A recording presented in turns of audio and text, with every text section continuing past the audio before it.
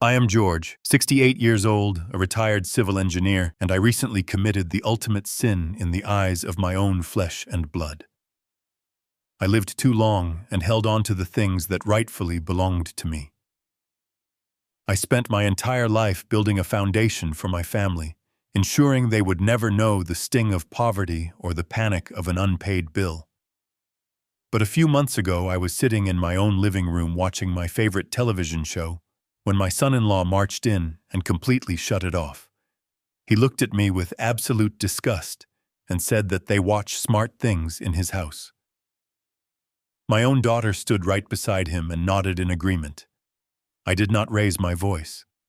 I simply stood up and walked upstairs. But the very next day, when they returned from their high-paying corporate jobs, they found heavy-duty garbage bags stacked on the porch and their keys completely useless in the front door. Before I tell you exactly how I dismantled their entire world, let me know where you are watching from in the comments below. Hit like and subscribe if you have ever had to stand up to family members who mistook your kindness for weakness and your silence for stupidity. The house sits on a quiet, tree-lined street in a prosperous American suburb. It is a sprawling 4-bedroom home with a wraparound porch and a large backyard. I bought this house 30 years ago with my late wife, Diane. I paid off the mortgage a decade ago through sheer grit, working double shifts, managing highway construction projects, while other men slept. 2 years ago, my daughter Rachel and her husband Bradley came to me with a sob story. They claimed the rental market was crushing them, and they desperately needed to save money for a down payment on their own home. I opened my doors and allowed them to move in absolutely rent-free. I wanted to be a good father. I wanted to give them the head start Diane and I never had. But gratitude has a very short shelf life. Slowly they annexed the property. First, my antique furniture was moved to the basement to make room for their modern minimalist pieces. Then my meals were relegated to a small corner of the kitchen counter because they needed the dining room for their evening work meetings. I became a ghost in the halls I had paid for with my own sweat. The breaking point arrived on a rainy Tuesday evening. I was sitting in my favorite armchair enjoying a classic Western movie. It was my 1 hour of peace. Bradley walked into the room impeccably dressed in a tailored suit that cost more than my first car.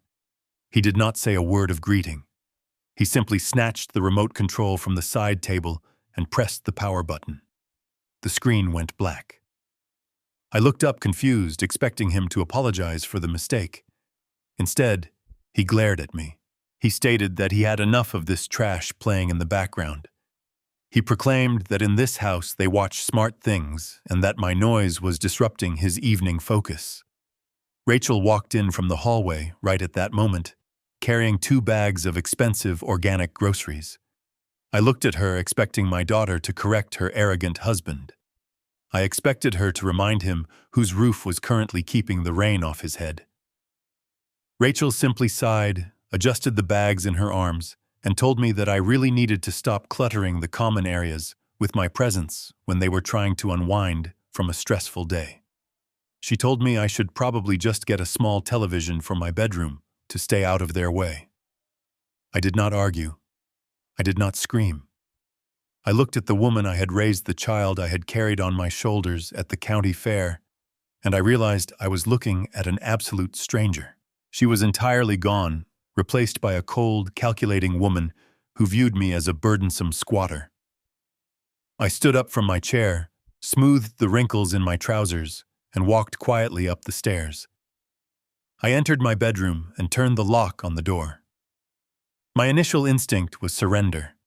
I pulled an old canvas duffel bag from the back of my closet and began throwing a few pairs of clothes inside. I decided I would drive to a cheap motel near the highway, spend the night there to cool off, and figure out how to navigate this miserable situation in the morning. I needed my phone charger, which I had left plugged into the wall in the home office down the hall. I slipped out of my bedroom and walked silently to the office. The room was dark, illuminated only by the street lamp shining through the window. Bradley had left his expensive leather briefcase sitting open on the mahogany desk. I reached down to unplug my charger, but my eyes caught the bold black font of a legal document resting at the top of his files. I turned on the small desk lamp to get a better look. The header of the document was stamped by the county family court. It was a drafted declaration of incompetence. Directly beneath it lay a fully prepared petition for medical guardianship. I stopped breathing. I read the pages carefully. Bradley and Rachel were not just being rude or inconsiderate. They were actively building a legal case against me. The paperwork outlined a fabricated narrative claiming my mental faculties were rapidly declining. They cited my supposed forgetfulness, my inability to manage complex tasks, and my alleged emotional instability. Attached to the back of the petition was a glossy brochure for a high-security assisted living facility located 2 towns over the kind of place where elderly people are heavily medicated and locked behind coded doors.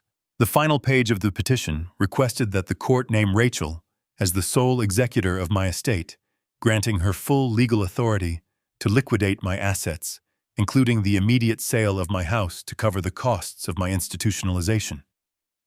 The sadness I felt downstairs vanished instantly.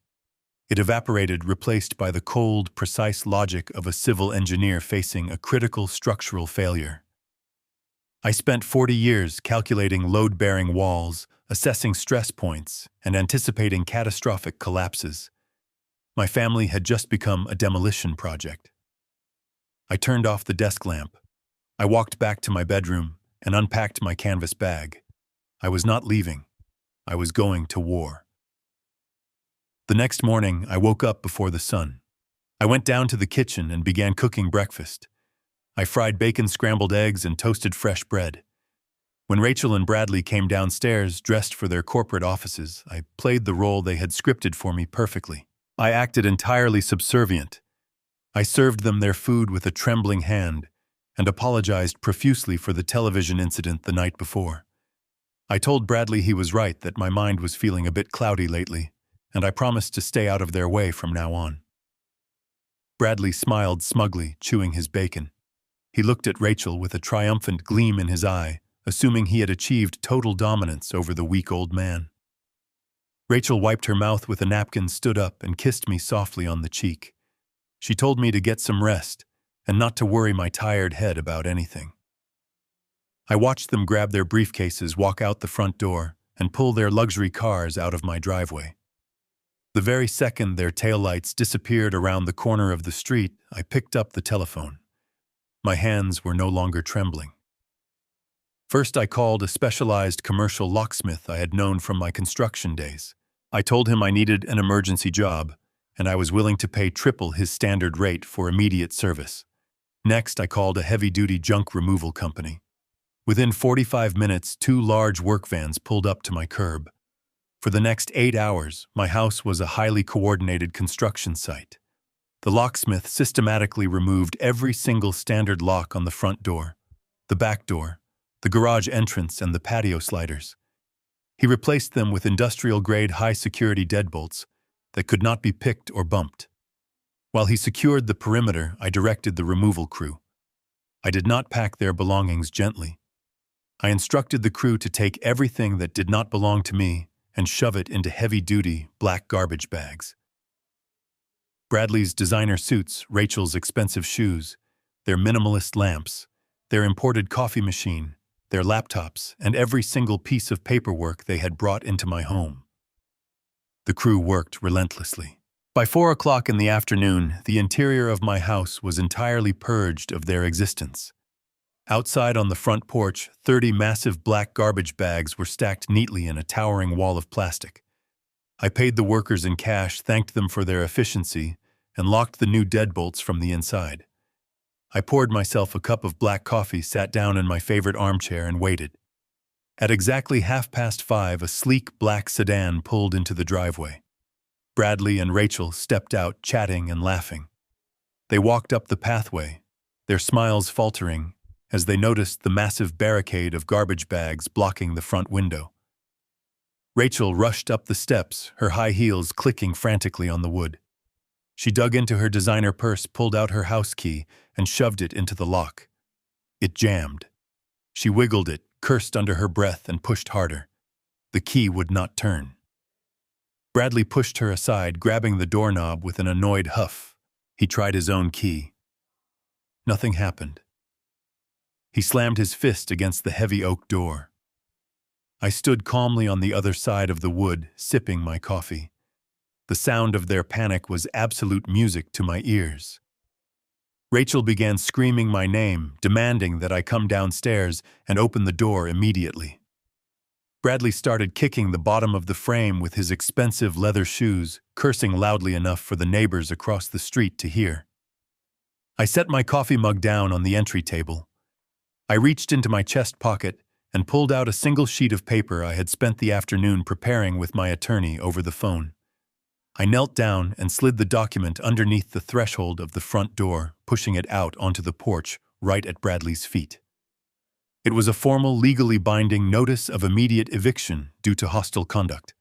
It was stamped, notarized, and completely airtight. I watched through this peephole as Bradley bent down and snatched the paper from the porch. His eyes scanned the legal jargon. I saw his face turn from a confused pink to a furious, violent shade of purple. He crumpled the paper in his fist, turned to Rachel, and screamed that I had completely lost my mind. Bradley reached into his pocket and pulled out his cell phone. He did not call me. He dialed 911. I stood perfectly still, listening through the thick wood of the door as my son-in-law screamed frantically to the police dispatcher. He claimed that a deranged, mentally unwell intruder had barricaded himself inside the house and taken his wife hostage. He demanded an armed response unit immediately. He thought he was setting a trap to prove my incompetence. He did not realize he was walking directly into the jaws of the machine I had just built to destroy him. The reflection of flashing red and blue lights began to dance across my living room walls, casting long, frantic shadows against the antique furniture I had moved back downstairs. The wail of the sirens grew deafening, echoing through the normally quiet suburban streets. I stood off to the side of the front window, perfectly hidden behind the heavy drapes, observing the scene unfolding on my front lawn. 2 police cruisers jumped the curb, tearing deep tracks into the manicured grass I had spent years maintaining. The doors flew open, and 4 officers stepped out, their faces tense and their hands hovering instinctively over their heavy-duty utility belts. Bradley did not waste a single second. He immediately sprinted toward the approaching officers, throwing his hands up in the air, in a theatrical display of sheer panic. From my vantage point behind the glass, I watched him execute the performance of a lifetime. He pointed a trembling finger toward my front door, shaking his head frantically, while Rachel stood behind him, burying her face in her hands and sobbing loudly for the benefit of the neighborhood audience. I could not hear every single word through the thick glass, but I did not need to. Bradley's body language painted the exact picture he wanted the authorities to see. He was frantically explaining that his elderly, unstable father-in-law had completely snapped.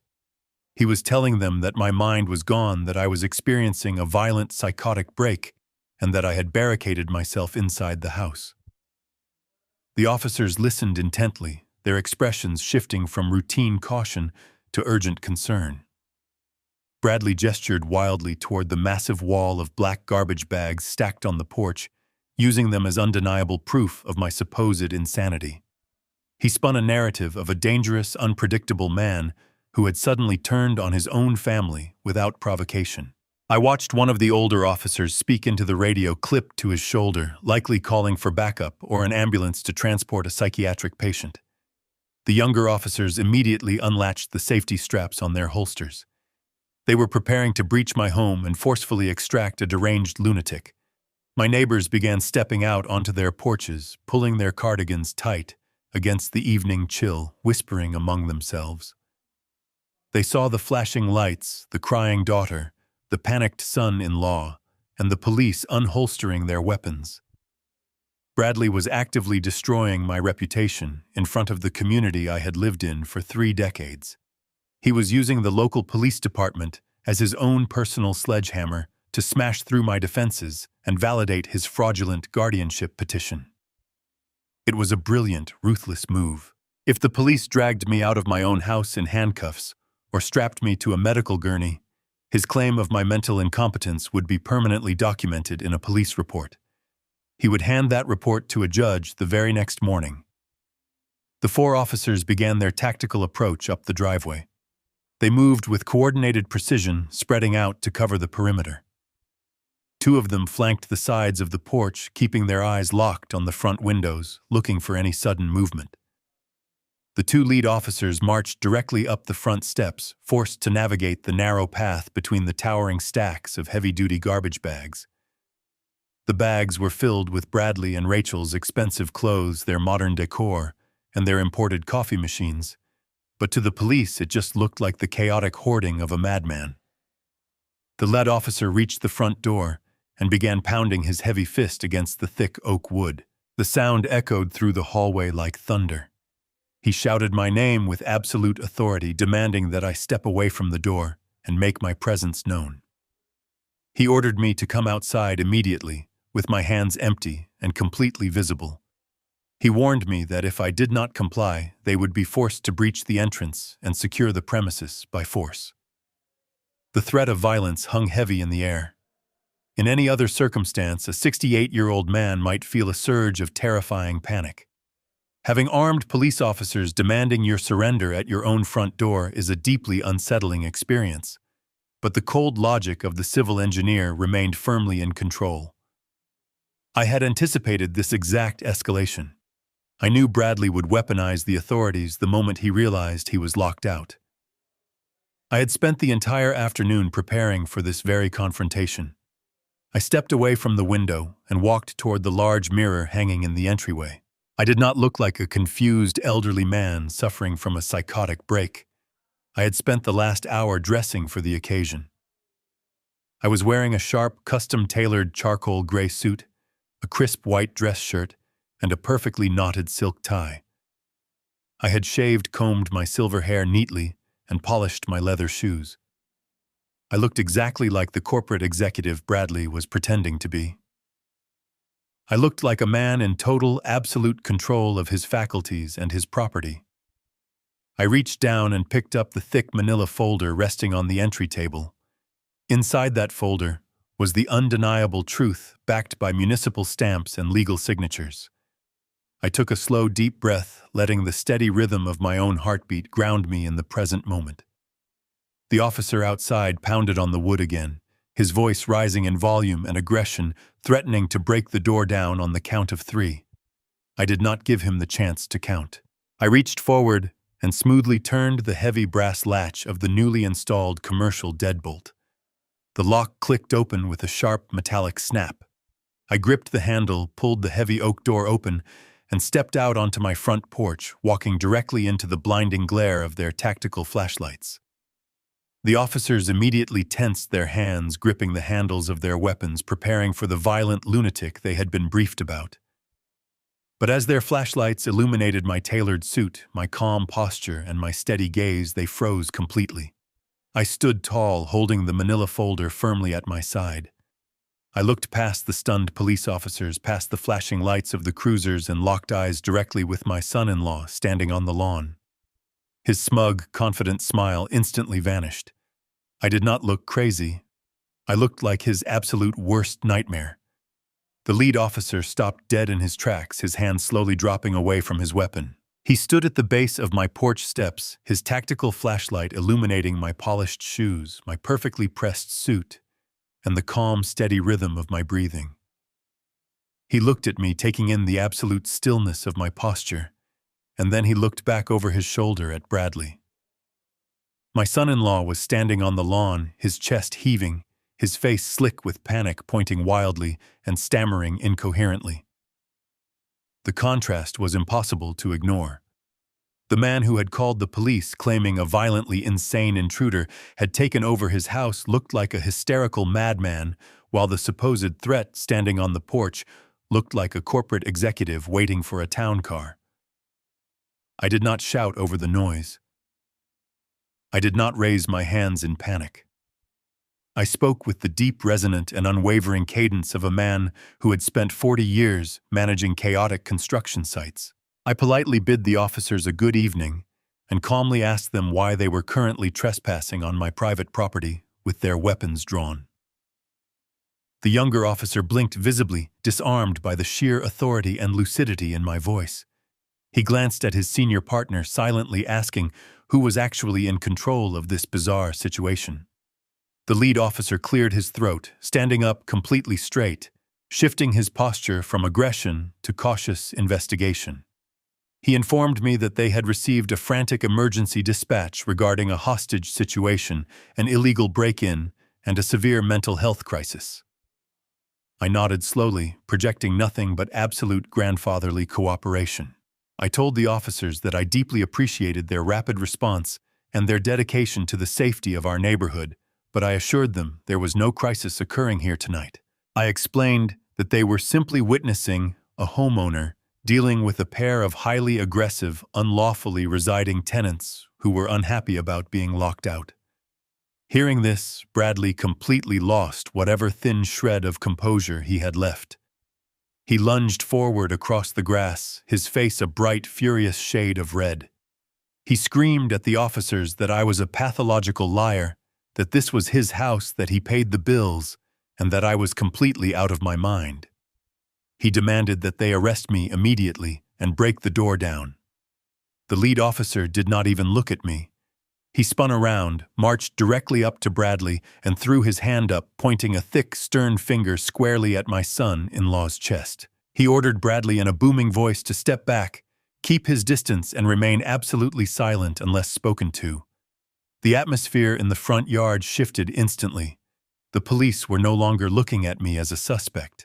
They were looking at Bradley as a volatile threat. With the yard quieted down, I slowly opened the thick manila folder I had been holding at my side.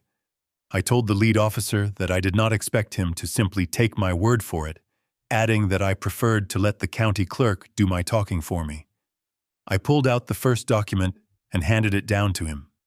It was the original heavily embossed property deed to the house. The thick paper clearly showed my name, and my late wife Diane's name, as the sole unencumbered owners of the property, free of any mortgage or lien. The officer inspected the raised notary seal, his flashlight scanning the dense legal text.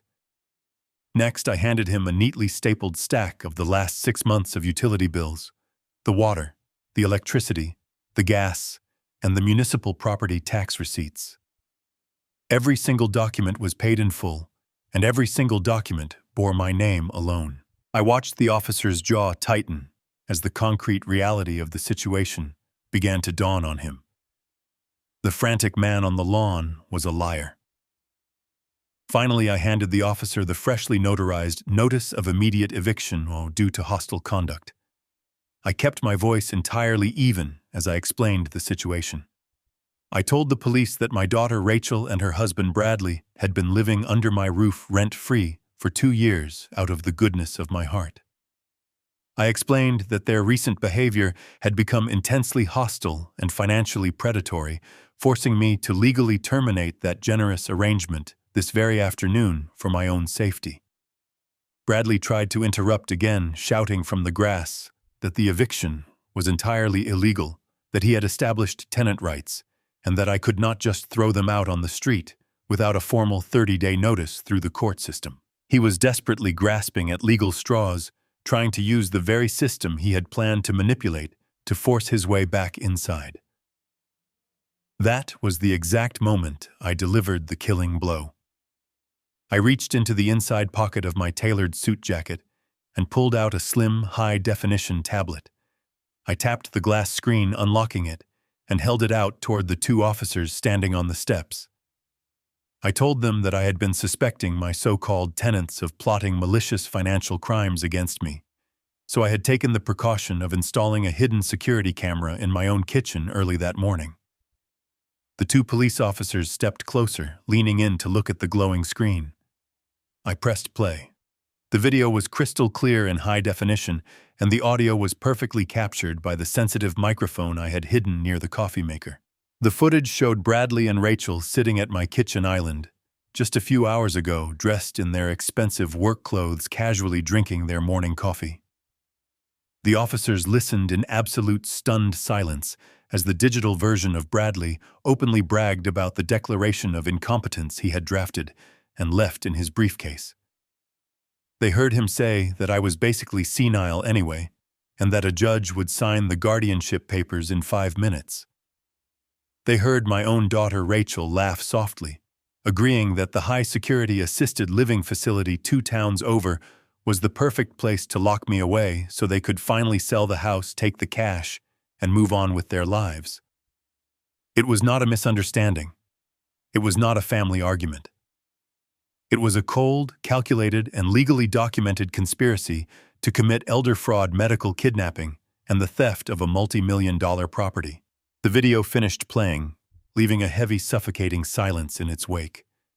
The lead officer slowly handed the tablet back to me without saying a word. He turned around, very slowly, resting his hand casually on his heavy utility belt, and walked straight toward Bradley. The look of professional, objective courtesy was completely erased from the policeman's face. It was replaced by a hard, dark glare of absolute disgust. Bradley took a step back, his mouth opening and closing like a suffocating fish, suddenly realizing that his own arrogant words had just trapped him in an inescapable corner. The officer did not mince words. He stepped directly into Bradley's personal space and informed him that filing a false police report and intentionally misusing emergency services to harass a senior citizen was a severe criminal offense. He stated in a low, dangerous tone that the only reason he was not placing him in handcuffs right at this very moment was out of sheer respect for the elderly gentleman standing on the porch who had already endured enough stress for one evening. Rachel began to cry openly, but these were no longer fake tears meant to win over the neighborhood audience. These were real, choking tears of absolute terror and utter humiliation.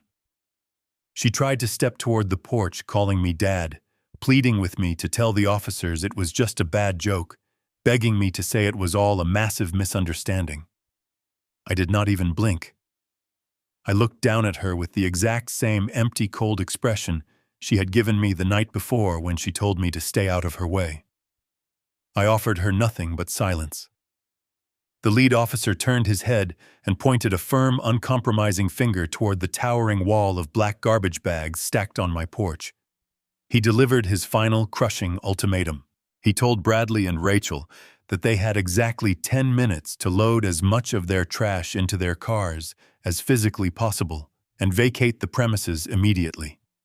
He warned them that if he saw their luxury vehicles parked anywhere near my property line after those 10 minutes were up, they would both be spending the night in a concrete holding cell for criminal trespassing. The neighborhood spectators who had been watching from their driveways stood in hushed amazement. They watched as the wealthy, arrogant corporate executive and his designer wife were forced into hard labor. Bradley ruined his expensive suit, hauling heavy, tearing garbage bags across the damp lawn. One of the bags caught on a rose bush, ripping open and spilling their imported coffee beans and expensive shoes all over the driveway. They were sweating profusely, scrambling in the dark, completely stripped of their dignity and their power. They aggressively crammed whatever they could fit into the trunks and back seats of their cars, leaving a pile of abandoned bags rotting on the grass. They did not look back. They did not say a single word to me as they slammed their car doors shut, started their engines, and drove away into the night, utterly defeated and publicly humiliated in front of the entire community. The police officers stood by watching them leave before turning back to me. They apologized sincerely for the disturbance, tipped their hats respectfully, and returned to their cruisers. I stood completely alone on my quiet porch, breathing in the crisp, cool evening air. The flashing red and blue lights faded into the distance.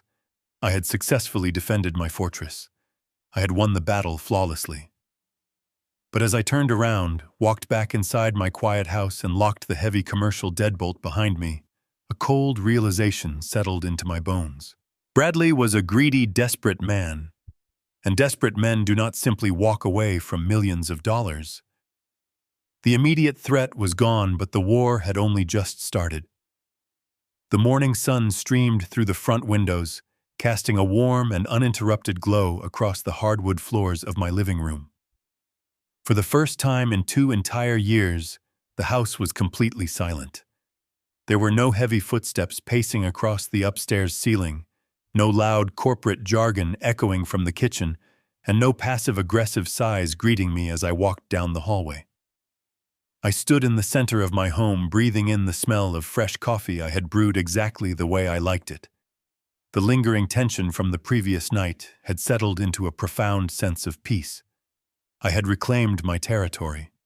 I had drawn a line in the sand, and I had successfully defended it against the very people who thought I was too old and too weak to fight back. I took my ceramic mug and walked into my home office, ready to tie up the loose ends of my newly secured independence. The first item on my agenda was settling the accounts. The commercial locksmith who had arrived on such incredibly short notice the day before had sent his final invoice to my email late last night. The total was substantial, reflecting the emergency service and the high security grade of the new deadbolts, but it was a price I was more than happy to pay for absolute peace of mind. I sat down in my leather desk chair, adjusted my reading glasses, and woke up my computer monitor. I am a man who operates on precision and preparation. Throughout my entire career as a civil engineer, I learned that unexpected disasters are only catastrophic if you do not have a contingency plan. Because of this philosophy, I always kept a very healthy reserve of liquid cash in my primary checking account. Exactly $50,000 sat in that specific account, easily accessible for emergencies, medical bills, or in this particular case, an impromptu home fortification.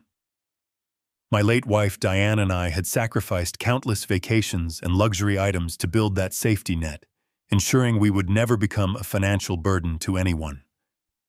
I opened my internet browser and navigated to the secure portal of my primary bank. I typed in my username and my complex password, a routine I had performed hundreds of times without a second thought. The screen loaded, welcoming me to my personal dashboard. I clicked on the transfer tab, entered the routing information for the locksmith, typed in the invoice amount, and pressed the submit button. I sat back, taking a sip of my black coffee, waiting for the familiar green confirmation checkmark to appear on the screen. Instead, the web page froze for a fraction of a second. Then a bright crimson banner flashed across the very top of my monitor. The text inside the red box was stark and undeniable. Transaction denied due to insufficient funds. I blinked, leaning closer to the glowing screen. I read the notification a second time, assuming there must be some sort of temporary server maintenance or a digital glitch in the banking system. I had $50,000 sitting in that account just 48 hours ago. The bill for the locksmith was barely $3,000. It made absolutely no logical sense. I closed the transfer window and navigated directly to the main summary page of my checking account to see what was causing the system error. The page refreshed. My eyes immediately dropped to the bold black numbers displaying my available balance: $0.00. The ceramic coffee mug slipped a fraction of an inch in my grip. I set it down on the desk before my suddenly trembling hand could spill the hot liquid over my keyboard. I stared at the screen, my mind racing through every possible explanation. Had my digital identity been stolen by a random international hacker? Had there been a massive fraudulent charge from an overseas vendor? I quickly clicked on the Recent Transactions tab, demanding to see the detailed ledger. The screen populated with a list of my recent activity. There were my normal grocery purchases, my gas station receipts, and my monthly utility payments. But right at the very top of the list, time-stamped for yesterday afternoon at exactly 2:15, was a massive outgoing wire transfer. The entire $50,000 had been drained in a single transaction. The destination was listed as a newly formed corporate holding account. I sat in the quiet of my office, the silence suddenly feeling suffocating rather than peaceful. The cold and mechanical part of my brain began to analyze the exact timeline of events. At 2:15 yesterday afternoon, I was busy supervising the junk removal crew as they hauled garbage bags out of my front door. Bradley and Rachel were supposedly sitting at their desks in their corporate offices. but a wire transfer of that magnitude required in-person authorization at a physical bank branch. It required legal signatures, government identification, and absolute financial authority over my estate. Then the final and terrifying piece of the puzzle snapped violently into place. 2 nights ago, I had found the drafted declaration of incompetence and the medical guardianship petition inside the open briefcase on this very desk. I had assumed that was the entirety of the plan. I had assumed Bradley was waiting to get a county judge to sign those papers before he could touch my assets. But Bradley was a ruthless corporate climber who never left anything to chance.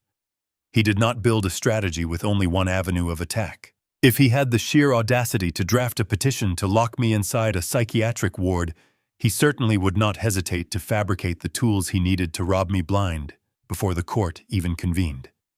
Bradley did not just leave a guardianship petition on his desk. He had already executed a completely forged power of attorney. He had marched into my bank yesterday afternoon, presented a legally binding and completely fraudulent document to the branch manager, and legally authorized the total liquidation of my emergency funds. He knew I would eventually lock him out of the house. He knew the police might not arrest me on his word alone. He had stolen my operational cash to ensure that when the legal battle finally started, I would not have a single dime to pay a lawyer to defend myself. I stared at the zero balance on my glowing screen, realizing the terrible truth of my situation. The eviction on the front porch was just a minor skirmish. My son-in-law was actively trying to destroy my entire life, and he had just fired a devastating shot right into my financial heart. The war had escalated to a completely new front, and I was suddenly fighting without any ammunition. I walked out of my home office and grabbed my car keys from the hook by the front door. I did not rush. I did not run to my vehicle in a blind panic. Panic is the enemy of strategy. I locked the new commercial deadbolt behind me, stepped off my porch, and got into my car. I drove toward the center of town, following the exact speed limit. I watched the familiar suburban landscape roll past my windows. These were the same streets I had driven down for 30 years. I had helped design the drainage systems for these very neighborhoods during my career as a civil engineer. I knew the foundation of this town intimately, but I was suddenly navigating a domestic landscape I did not recognize at all. My own son-in-law had meticulously planned to strip me of my resources, and my own daughter had smiled while he did it. I pulled into the parking lot of my bank, a sturdy brick building, sitting on the corner of the main commercial district. I turned off the engine and sat in the quiet cabin of my car for a long moment, steadying my breathing. I needed absolute clarity for the conversation I was about to have. I stepped out of the car, walked through the heavy glass double doors, and entered the polished lobby. The familiar hum of the banking floor usually brought me a sense of security. Today it felt like the scene of a crime. I bypassed the velvet ropes of the standard teller line and walked directly toward the glass-walled offices at the back of the building. The branch manager was a man named Michael. He had managed my accounts since my late wife Diane passed away. He was a good man who knew my face, my voice, and my conservative financial habits. Michael looked up from his computer monitor as I approached his open door. The polite, professional smile on his face vanished the exact second he saw the cold and rigid set of my jaw. I walked into his office, closed the glass door firmly behind me to ensure our privacy, and sat down in the leather guest chair. I did not offer him a polite morning greeting. I did not ask about his family. I looked him directly in the eyes and asked him to explain exactly how a man I had never authorized was allowed to walk into his branch and empty my primary checking account. Michael looked genuinely physically sick. The color drained completely from his face. He quickly typed his password into his keyboard, pulled up my account file on his screen, and then turned the monitor around so I could see the digital ledger. He spoke with a quiet, apologetic tremor in his voice. He explained that Bradley had walked into the branch at exactly 2:15 yesterday afternoon. Bradley was wearing an immaculate tailored suit and carrying his expensive leather briefcase. He did not come in asking for a favor. He came in armed with heavy legal artillery. Michael opened a scanned document file on his computer and clicked print. The laser printer on his desk hummed to life, sliding a thick stack of warm paper into the tray. Michael handed the stack across the desk to me. It was not a cheap, hastily forged note. It was a comprehensive, highly sophisticated power of attorney document. It bore official county stamps, a registered notary seal, and a flawless forgery of my own signature. The document was a masterpiece of legal manipulation. It stated that I was currently suffering from severe, rapidly advancing dementia.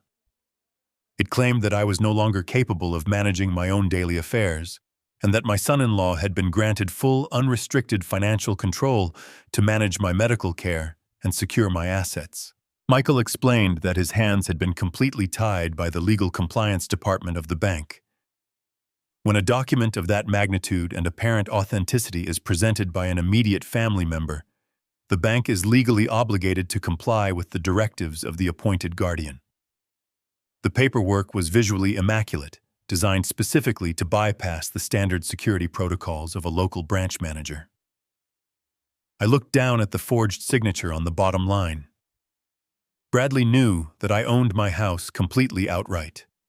He knew that stealing a property deed required time, real estate agents, title companies, and a lengthy court battle. But liquid cash is an entirely different animal. Cash is fluid.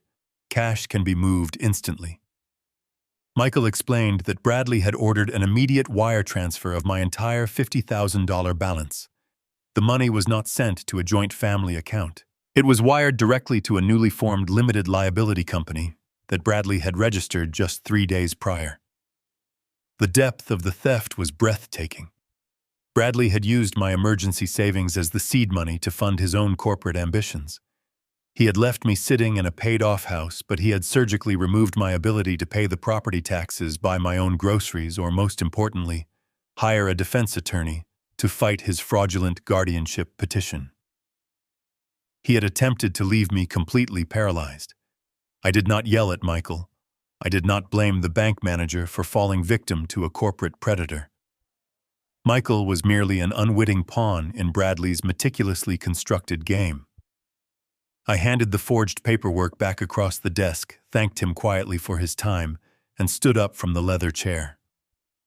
I walked out of the manager's office, crossed the marble floor of the lobby, and pushed through the heavy glass doors into the bright morning sunlight. The warm air hit my face, but I felt absolutely nothing but a deep, freezing resolve. The eviction on my front porch had been a simple tactical defense, but this was a declaration of total financial warfare. Defense was no longer a viable option. I stood on the concrete sidewalk and pulled my cellular phone from my jacket pocket. I did not call the local police. The police could not help me untangle a web of corporate wire fraud and legally shielded shell companies. I opened my contact list and scrolled past the local numbers. I stopped on a contact I had not dialed in 5 long years.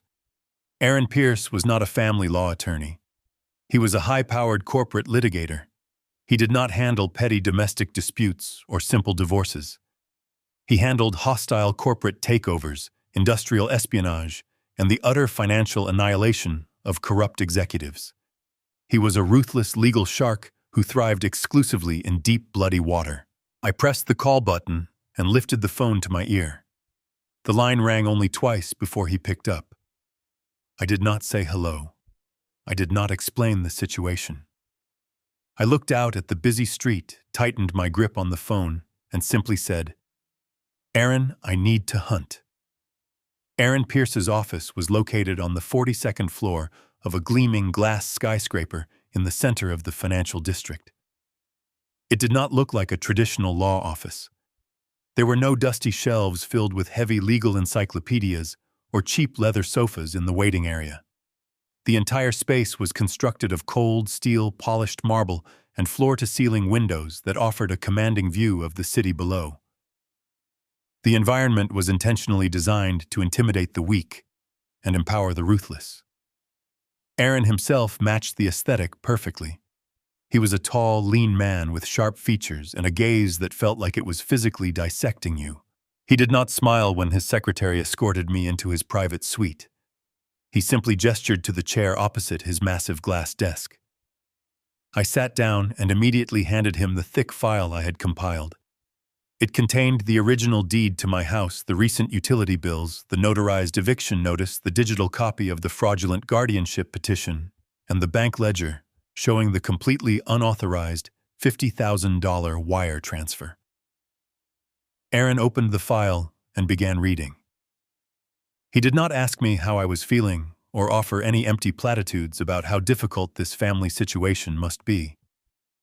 He processed the documents with the cold, detached efficiency of a machine. He pressed a button on his desk console and ordered his team of forensic accountants to immediately run a deep background check on the newly formed limited liability company that had received my stolen money. Within 20 minutes, a junior associate walked into the office and handed Aaron a printed dossier.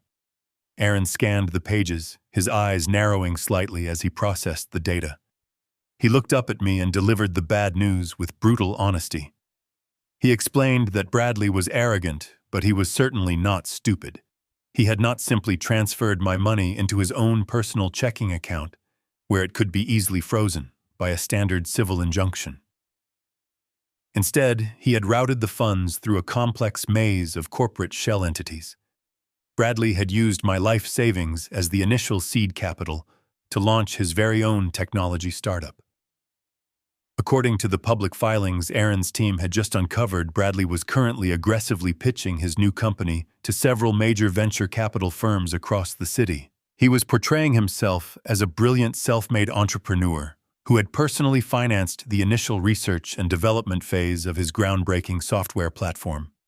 He was using my stolen $50,000 to leverage millions in corporate investment. I asked Aaron what our immediate legal options were to stop the bleeding. I wanted to know if we could file an emergency injunction to freeze the startup's operational accounts. Aaron leaned back in his chair, tapping a gold pen against his desk. He told me that we absolutely could file a civil lawsuit for fraud and elder abuse, and we could easily petition the court to freeze the corporate assets. However, he cautioned me that standard legal proceedings in cases of corporate malfeasance move at a notoriously glacial pace. Bradley's own team of lawyers would inevitably file endless appeals, jurisdictional challenges, and discovery motions designed specifically to stall the process. Aaron estimated that a traditional legal battle could easily drag on for 2 or 3 agonizing years. By the time a judge finally issued a ruling in my favor, Bradley would have completely buried the stolen money in offshore accounts, or declared strategic corporate bankruptcy, leaving me with a worthless piece of paper and a massive pile of legal bills. The traditional justice system was too slow to catch a predator who was already sprinting toward the finish line. Aaron stated very clearly that if I wanted my money back, and if I wanted to see my son-in-law actually punished, we could not rely on a slow-moving civil court. We needed a faster, more brutal strategy. We needed to force Bradley to make a catastrophic, unforced error that would bypass civil litigation entirely and trigger an immediate criminal response. I sat quietly for a long moment, looking out the massive window at the city skyline. I thought about the man who had turned off my television. I thought about the woman who had stood beside him and told me I was taking up too much space in my own home. They believed they had completely cornered me. They believed they had accurately calculated every single variable in this equation. But they were missing one massive piece of data. I turned back to Aaron, my expression entirely calm. I told him that I agreed with his assessment. I told him that we needed to lay a trap, and that to catch a greedy man, you must offer him a prize he simply cannot resist. I took a slow breath and finally revealed the ace I had been holding closely to my chest. I told Aaron a truth that I had kept deeply hidden since the day my wife died. When people looked at me, they saw a retired civil engineer who had worked hard and lived a quiet, frugal life. But Diane was an entirely different force of nature. While I was pouring concrete and managing highway crews, Diane was quietly, relentlessly studying the financial markets. She was an incredibly shrewd, self-taught investor, who possessed a terrifying instinct for spotting undervalued commodities. For 3 decades, she had quietly funneled small portions of my paycheck into high-yield accounts, steadily compounding our wealth, without ever telling our daughter or anyone else in the family.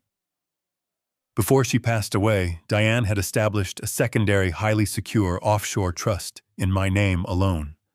She had designed it specifically as a final fortress, an impenetrable financial bunker meant to ensure I would never be vulnerable in my old age. The account was heavily insulated and practically invisible to standard domestic inquiries, and it contained exactly $150,000 in liquid, untraceable cash. Triple the amount Bradley had just stolen from my checking account. Aaron stopped tapping his pen. His eyes sharpened, locking onto mine with intense focus. He recognized the magnitude of the weapon I had just placed on his desk. I explained the final crucial detail. Bradley and Rachel knew this offshore trust existed. I had mentioned it to them once years ago in a moment of misplaced fatherly pride. But I had never given them the name of the holding company, the specific banking institution, or the encrypted account numbers required to access it. Bradley had spent the last 2 years desperately trying to locate that money, believing it was the ultimate prize of his inheritance scheme. He had settled for stealing the $50,000 from my checking account only because he could not find the keys to the larger vault. I looked at Aaron, my voice devoid of any hesitation.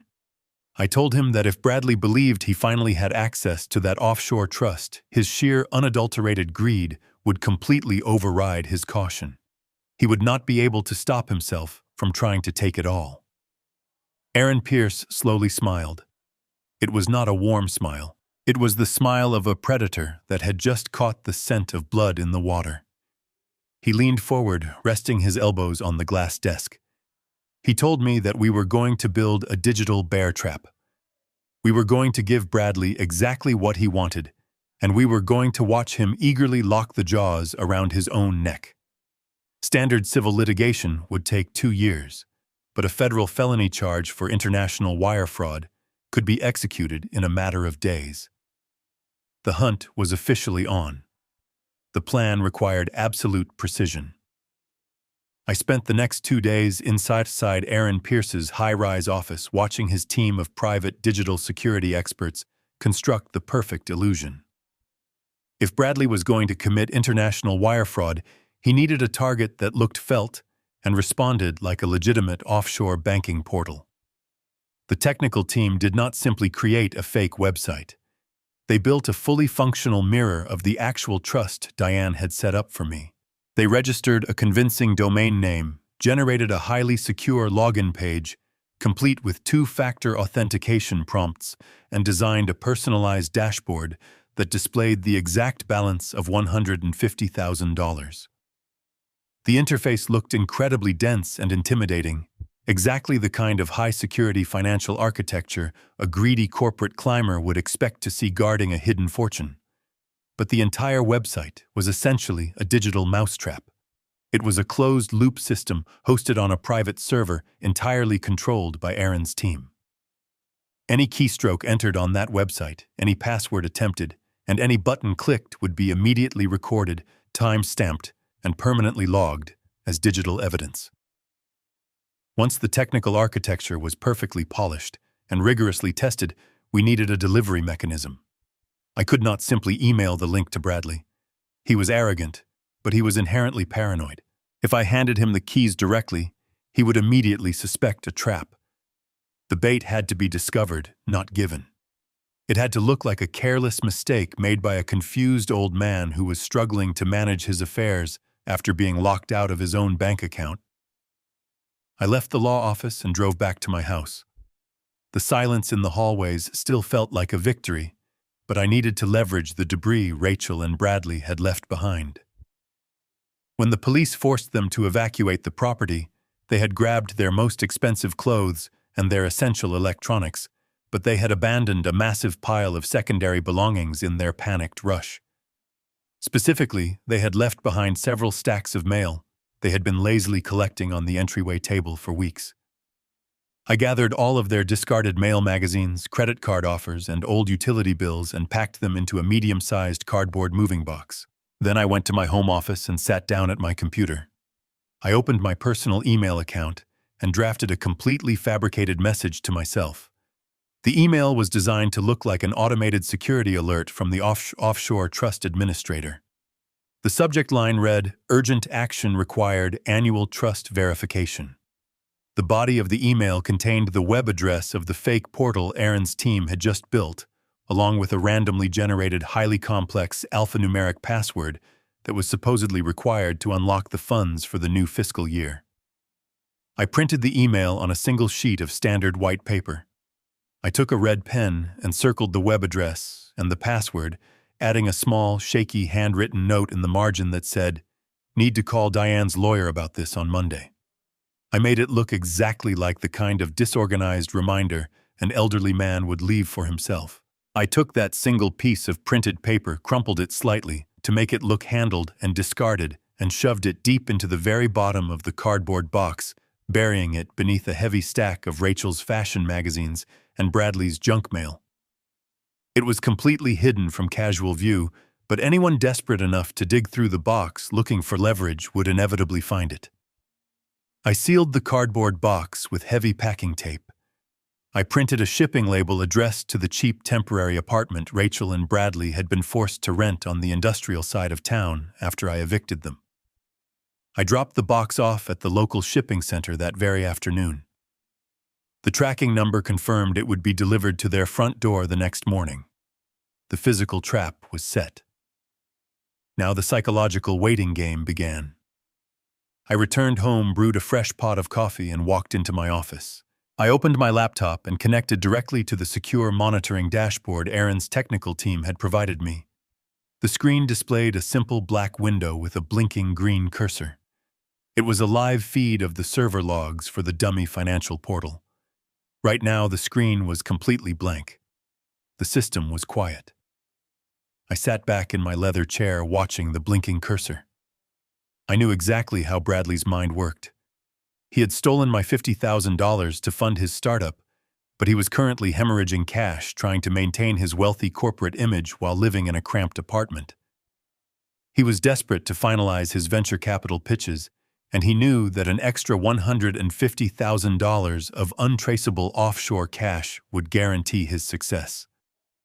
When Rachel opened that box of mail, Bradley would not be able to resist digging through it, hoping I had accidentally forwarded him a bank statement or a piece of useful leverage.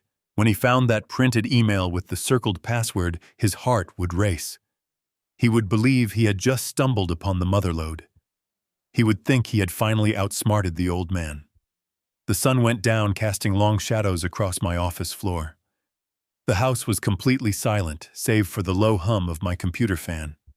I kept my eyes locked on the black screen and the blinking green cursor. I did not sleep. I sat in the quiet dark, waiting patiently to see if the man who had tried to destroy my life was truly greedy enough to strike twice. It took exactly 48 hours for the trap to spring. I spent those 2 days enjoying the absolute silence of my home. I deliberately reclaimed my space, moving my favorite reading chair back to the center of the living room and cooking my meals without having to share the kitchen counter with anyone. I maintained my regular routine because a man who builds bridges knows that once the concrete is poured, all you can do is wait for it to cure. But my laptop remained open on my office desk. The black screen with the blinking green cursor served as a constant reminder of the war I was actively fighting. I did not sit there staring at the monitor every single second. I simply left the volume turned all the way up so I could hear it from anywhere in the house. At precisely 2:15 on a Thursday afternoon, a sharp and unmistakable electronic chime echoed through the quiet hallway. I set down my coffee mug and walked calmly into the home office. I stood behind my leather chair and looked down at the glowing monitor. The previously empty black window of the server log was now rapidly filling with lines of scrolling green text. The bait had been taken. Someone had navigated to the highly secure and completely fabricated web address. I sat down and focused my eyes on the data streaming across the screen. The custom monitoring software Aaron Pierce's technical team had installed immediately ran a diagnostic trace on the incoming Internet Protocol address. I waited for the location data to populate. The signal was not originating from the cheap temporary apartment Rachel and Bradley had been forced to rent after the eviction. The geographic locator pinpointed the connection directly to a commercial high-rise building in the downtown tech district. It was the exact registered address of Bradley's new corporate startup. He was not making this desperate move from the privacy of his own bedroom. He was sitting in his rented executive office, likely surrounded by glass walls and whiteboards, desperate to secure the capital he needed to impress his venture capitalist investors. The server log recorded his every digital movement. I watched the keystrokes appear on my screen in real time. He typed the web address flawlessly. The system generated the fake security prompt asking for the secure login credentials. There was a pause of exactly 12 seconds.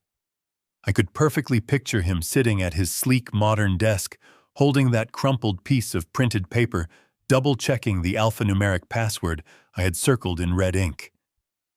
Then the characters began to populate on my screen one by one. He typed the complex password exactly as it appeared on the paper. He did not hesitate. He pressed the enter key. The digital gates swung open. The system granted him full access to the dummy portal. The software allowed me to mirror his exact screen. I saw exactly what he was seeing. He was staring at a highly sophisticated financial dashboard. Right in the center of his monitor, displayed in bold green font, was the fabricated balance of $150,000. For a man who was currently bleeding cash and desperate to maintain a wealthy facade, that number must have looked like absolute salvation. I watched the cursor on his screen hover over the balance. I waited to see if he would feel a single ounce of guilt. I waited to see if the reality of stealing a massive fortune from an elderly family member would give him even a moment of pause. It did not. Less than 40 seconds after logging into the system, his cursor moved directly to the external wire transfer menu. The sheer magnitude of his greed was breathtaking. He had already stolen $50,000 from my checking account, but it was not enough. He wanted everything my late wife and I had built over a lifetime of hard work. I leaned closer to the monitor, keeping my breathing steady and controlled. He began typing the destination information. He did not attempt to route the money into a hidden personal account or a joint checking account with my daughter. He typed in the specific routing numbers for his newly registered limited liability company. He was using the stolen funds to directly capitalize his business. He entered the transfer amount next. He did not take a small portion. He typed in the full $150,000, attempting to drain the offshore trust down to absolute zero. He clicked the final authorization button. My computer screen flashed with a bright, solid green confirmation banner. The entire session, from the initial login to the final transfer authorization, was digitally recorded, perfectly time-stamped, and permanently archived on Aaron Pierce's secure servers. I sat back in my chair and let out a long, slow breath. The relief washing over me was immense, but it was not because the money was safe. It was because Bradley had just handed me the very sword I needed to completely destroy him. Bradley thought he had just executed a brilliant financial maneuver. He thought he had secured the funding to launch his company and cement his status as a wealthy tech executive. He thought he had outsmarted a foolish old man who was careless with his passwords, but he was completely blind to the severe legal reality of his actions. By intentionally accessing what he believed to be a legitimate offshore financial institution, he had crossed a massive jurisdictional boundary.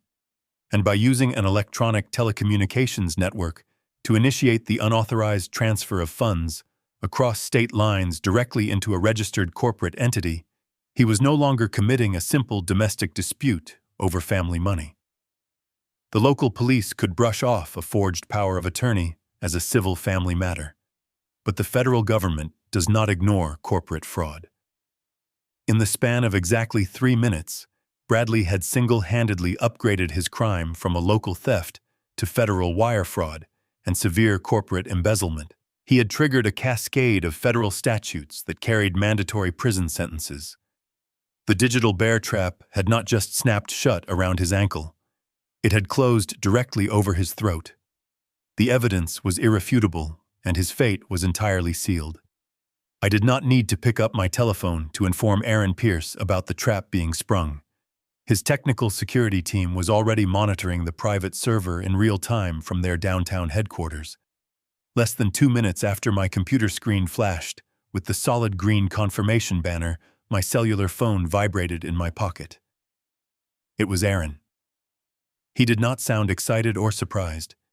He sounded like a man who had just confirmed a mathematical certainty. He told me to come down to his office the very next morning to sign the final sworn affidavits. Bradley had swallowed the digital hook so deeply that it was practically sitting in his stomach, and now it was time to reel him in. The next morning I drove back into the city, navigating the busy streets with a profound sense of calm. I walked into the cold steel and polished marble architecture of the law firm and was escorted directly to the 42nd floor. When I entered the massive glass-walled office, Aaron was not sitting alone behind his desk. He was joined by 2 men wearing conservative dark suits and completely unreadable expressions. Aaron introduced them as special agents from the Federal Bureau of Investigation, specifically attached to the White-Collar Crime Division. Aaron had not wasted a single minute trying to convince a local police detective to care about a domestic financial dispute. He had bypassed the local authorities entirely and gone straight to his federal contacts, presenting them with a crime that fell strictly under their jurisdiction. The agents did not treat me like a confused elderly victim of a family misunderstanding. They shook my hand firmly and treated me like a vital, cooperating witness in a major corporate fraud investigation. We sat around the heavy mahogany conference table and began the meticulous process of packaging the evidence into a comprehensive federal dossier. It was a masterpiece of undeniable, meticulously documented guilt. We started with the physical paperwork. I provided the forged power of attorney document that Bradley had used to drain my primary checking account. The federal agents informed me that they had already issued a rapid subpoena for the security camera footage from the local bank branch. They had the video perfectly capturing Bradley sitting across from the branch manager, confidently presenting the fraudulent paperwork and authorizing the massive wire transfer. Next, we added the digital logs from the dummy financial portal. Aaron's technical team provided a certified time-stamped record of Bradley's exact digital footprint. The logs proved that he had used a registered corporate Internet Protocol address to access the fabricated offshore trust. Furthermore, the records showed him intentionally initiating a fraudulent wire transfer of $150,000 across state lines, attempting to deposit stolen funds directly into his newly registered limited liability company. The lead agent closed the thick file folder and looked at me with a grim nod of professional respect. He explained that this specific combination of deliberate actions was not a simple misdemeanor. Bradley had committed multiple federal felonies. The charges included aggravated identity theft, severe corporate embezzlement, and international wire fraud. Because he had utilized a telecommunications network to defraud a senior citizen and fund a corporate entity, he was looking at severe mandatory minimum prison sentences. There would be no probation, no plea deals for community service, and no way to simply pay the money back and walk away. The speed at which the federal justice system moves when presented with a perfectly packaged, irrefutable financial crime is truly terrifying to behold. There were no lengthy police interrogations where Bradley could lie his way out of the situation. There were no dramatic preliminary court hearings where his lawyers could stall the process. The federal agents took the completed dossier directly to a federal prosecutor that very same afternoon. The prosecutor immediately presented the overwhelming digital and physical evidence to a federal grand jury in a closed, completely secret session. Because the digital evidence was absolute, and the financial records were crystal clear, the grand jury did not need to deliberate for weeks. Within a matter of days, they quietly issued a sealed federal indictment against my son-in-law. A federal judge reviewed the indictment and signed the official arrest warrants without hesitation. The legal net was completely woven, pulled tight, and was now hovering directly over Bradley's head, ready to drop at a moment's notice. The most beautiful and lethal part of a sealed federal indictment is the absolute silence that surrounds it. Bradley remained completely unaware that his entire life was about to violently collapse. He believed that the massive transfer from the offshore trust was simply pending a standard international clearing period. His sheer arrogance and unyielding greed completely blinded him to the reality of his situation. He thought he had won the war. Through Aaron's private investigators who were actively monitoring Bradley's corporate filings and social media presence, we learned exactly how my son-in-law was spending his final days of freedom. He was acting like a conquering king who had just secured his empire. The investigators intercepted a text message he had sent to Rachel, proudly bragging about his supposed financial genius. In the message, Bradley declared that he had finally secured the ultimate round of funding necessary for their massive company launch party. He instructed my daughter to go out and buy a new designer dress on credit, promising her that their money worries were permanently over. He was boasting that they were going to celebrate his self-made success at a 5-star restaurant with all of his wealthy venture capitalist investors. He was entirely oblivious to the federal crosshairs resting squarely on his chest. He was busy planning a luxurious celebration of his own intelligence, completely unaware that the guest list was about to include the very men who were going to strip him of everything he had ever valued. The private dining room of the most exclusive restaurant in the financial district was a sanctuary designed specifically for the wealthy and the powerful. The walls were lined with dark mahogany wood and heavy velvet drapery to ensure absolute privacy from the main dining floor. A massive crystal chandelier hung from the center of the ceiling, casting a warm and expensive glow over the long banquet table. Bradley had spared absolutely no expense for his company launch party. He was using the very money he believed he had just successfully wired from my offshore trust to fund this incredible illusion of grandeur. He wanted to project the image of a man who had already conquered the world, a man who possessed unlimited resources and unstoppable momentum. Bradley was holding court at the head of the table, looking every inch the part of a young and aggressive tech billionaire. He was wearing a custom-tailored black tuxedo that fit him with razor-sharp precision. His hair was slicked back, and a luxury watch gleamed on his wrist every time he reached out to pour vintage champagne into the crystal flutes of his guests. He was laughing loudly, telling charming stories, and exuding a toxic level of arrogant confidence. Rachel was seated directly to his right, completely immersed in her newly adopted role. She was wearing a stunning and incredibly expensive floor-length designer gown. She had undoubtedly purchased the dress on a high-interest credit card just a few days prior, trusting Bradley's promise that their financial worries were permanently over. She smiled sweetly at the older men and women around the table, playing the part of the devoted, affluent executive wife. She deliberately blinded herself to the fact that her new luxurious lifestyle was entirely funded by the calculated financial abuse of her own father. The investors sitting around the table were serious people with very serious money. They were veteran venture capitalists, older men in sharp business suits, and women draped in subtle but expensive jewelry. They were listening to Bradley with genuine interest, completely unaware that the man pouring their drinks was not a self-made tech visionary at all.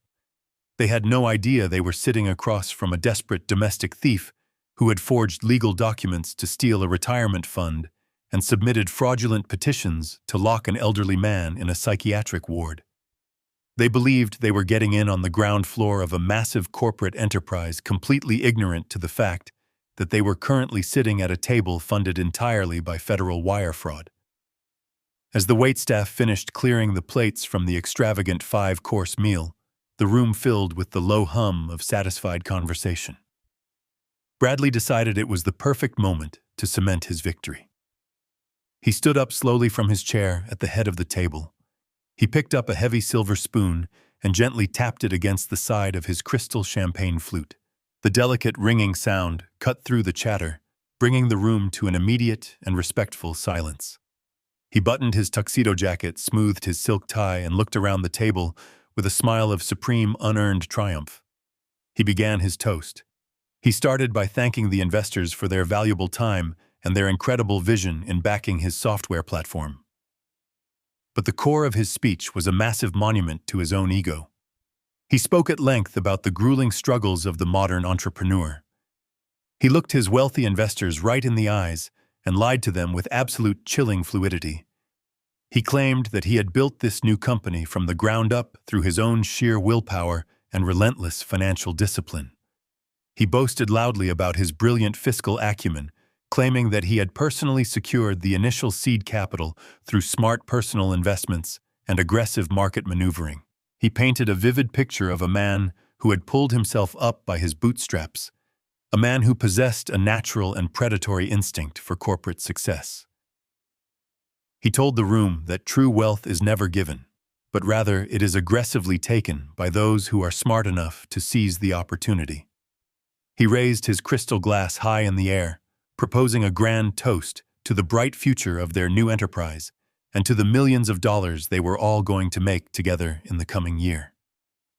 The investors murmured their deep approval, smiling and raising their own glasses to join the luxurious celebration. But before a single drop of the expensive vintage champagne could touch Bradley's lips, the heavy mahogany double doors of the private dining room were pushed open. They did not open politely or quietly.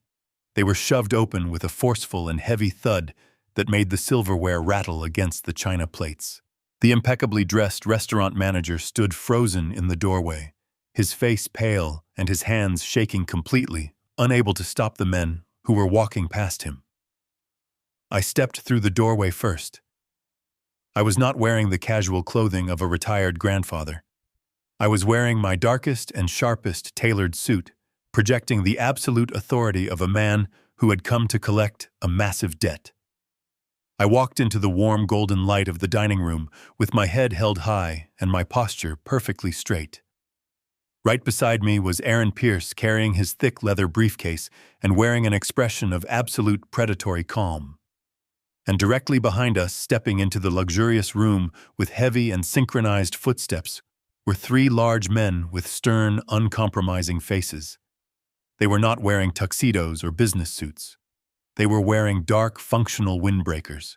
The room instantly fell into a dead and suffocating silence, as every wealthy investor at the table noticed the bold yellow letters printed across the front of their jackets, identifying them as federal agents. Bradley stood frozen at the head of the table, his glass still raised in the air, completely unaware that his grand finale had just become an execution. The heavy mahogany doors closed behind us with a soft but definitive click, sealing the private dining room off from the rest of the restaurant. The luxurious atmosphere of the launch party evaporated in an instant, replaced by a cold and suffocating tension. I did not rush. I took my time walking slowly down the length of the long banquet table. My leather shoes made a steady rhythmic sound against the polished hardwood floor. The venture capitalists and wealthy investors sitting on either side of the table watched me with silent, calculating eyes. They were people who understood power and consequence, and they immediately recognized that the dynamic in the room had violently shifted. They did not see a confused elderly intruder. They saw a man walking with absolute terrifying purpose, flanked by a renowned corporate litigator and three federal agents wearing tactical windbreakers. I kept my gaze locked entirely on the head of the table. Rachel sat frozen in her expensive designer gown. All the color drained from her face, leaving her looking pale and suddenly very small. She pressed herself back into her velvet chair, instinctively trying to make herself disappear. Beside her, Bradley stood completely paralyzed. His hand was still hovering in the air, holding his crystal champagne flute from the toast he had just been delivering. The arrogant, triumphant smile he had been wearing just moments before was wiped away, replaced by a look of sheer, unadulterated shock.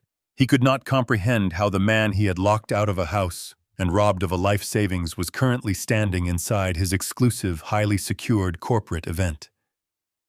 I reached the head of the table and stopped directly in front of him. I did not raise my voice. I did not give him the satisfaction of seeing me angry or emotional. I simply reached out and took the crystal flute right out of his trembling hand. Bradley was so stunned that his fingers went entirely slack, allowing me to slip the glass away without a single drop spilling. I brought the rim of the glass to my lips, took a slow, deliberate sip of the vintage champagne he had bought with my stolen money, and swallowed.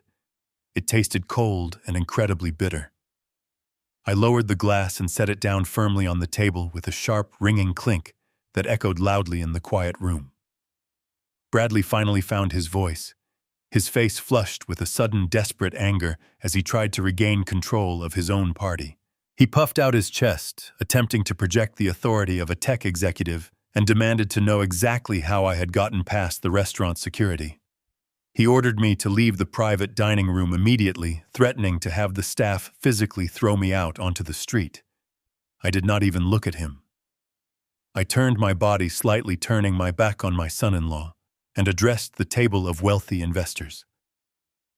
I spoke with the calm, measured tone of a man delivering a quarterly financial report. I introduced myself clearly and politely. I told them my name and stated that I was the father of the woman sitting at the head of the table. Then I shattered the beautiful illusion Bradley had spent the entire evening building. I informed the investors that the brilliant self-made entrepreneur they had been listening to all night was nothing more than a desperate domestic thief.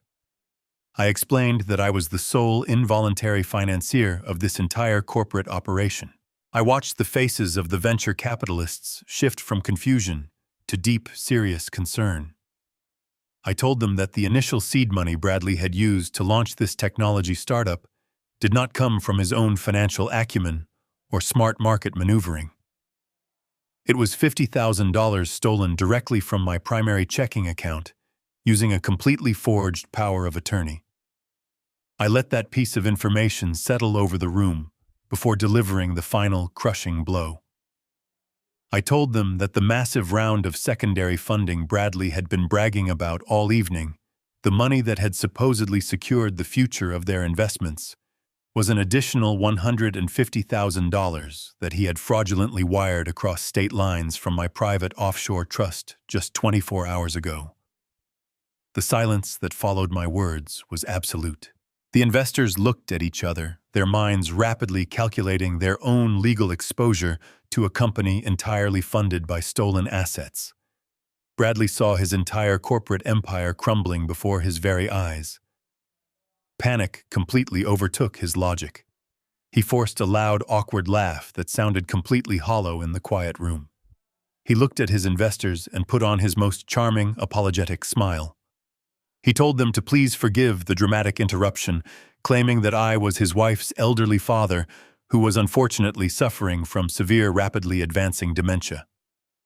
He tapped his finger against the side of his head, telling the room that my mind was completely gone, that I constantly got confused about my own finances, and that I was prone to these sad, paranoid delusions. He reached out, attempting to place a patronizing hand on my shoulder to gently guide me toward the door. He never made contact.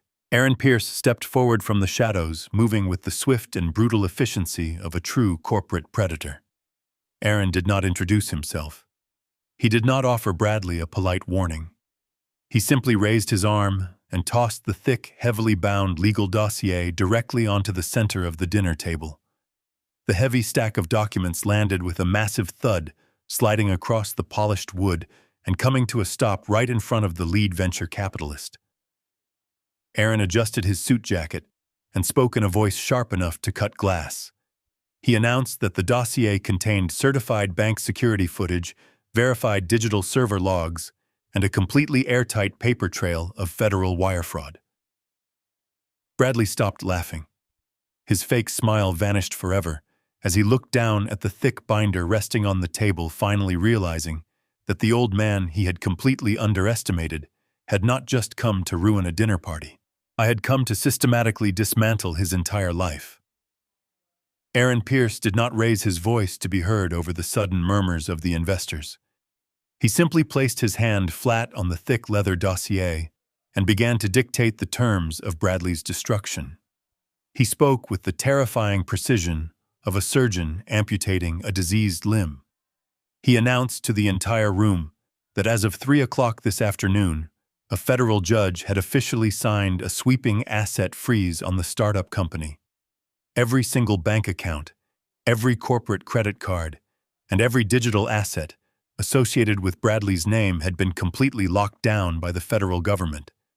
Aaron did not stop there. He looked directly at the lead venture capitalist, the older man, who had been nodding along to Bradley's toast just minutes before. Aaron informed him that a civil lawsuit under the Racketeer Influenced and Corrupt Organizations Act had already been filed against the company and its primary officers.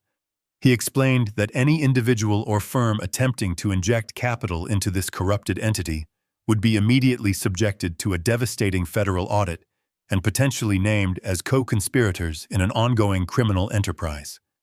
The effect of those words was absolute and instantaneous. Venture capitalists are not sentimental people. They do not hold on to sinking ships out of a sense of loyalty to a charismatic founder. They operate purely on calculated risk and self-preservation. The lead investor, a man who had managed billions of dollars over his career, did not ask a single question or demand to see the paperwork. He simply pushed his chair back from the table, picked up his expensive overcoat, and walked directly toward the door without looking at Bradley once. The other investors immediately followed suit. It was a silent, synchronized mass exodus. They abandoned their half-empty champagne glasses and their luxurious desserts, fleeing the room, as if the very air inside had become dangerously toxic.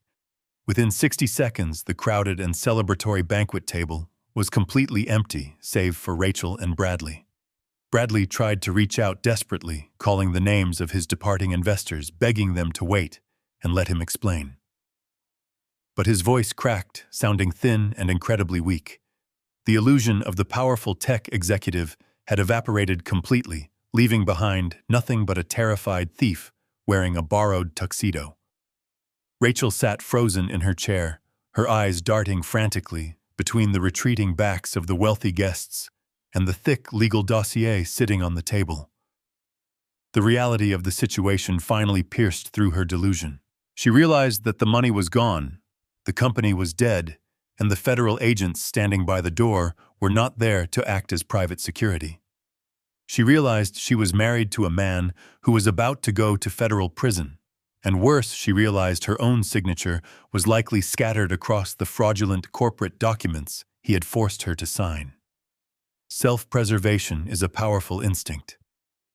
Rachel did not stand by her husband in his darkest hour. She turned on him with the vicious ferocity of a cornered animal. She stood up her chair, scraping loudly against the hardwood floor, and began screaming at Bradley. She did not care that I was standing right there. She did not care about the federal agents. She pointed a trembling finger at his chest and accused him of ruining her life.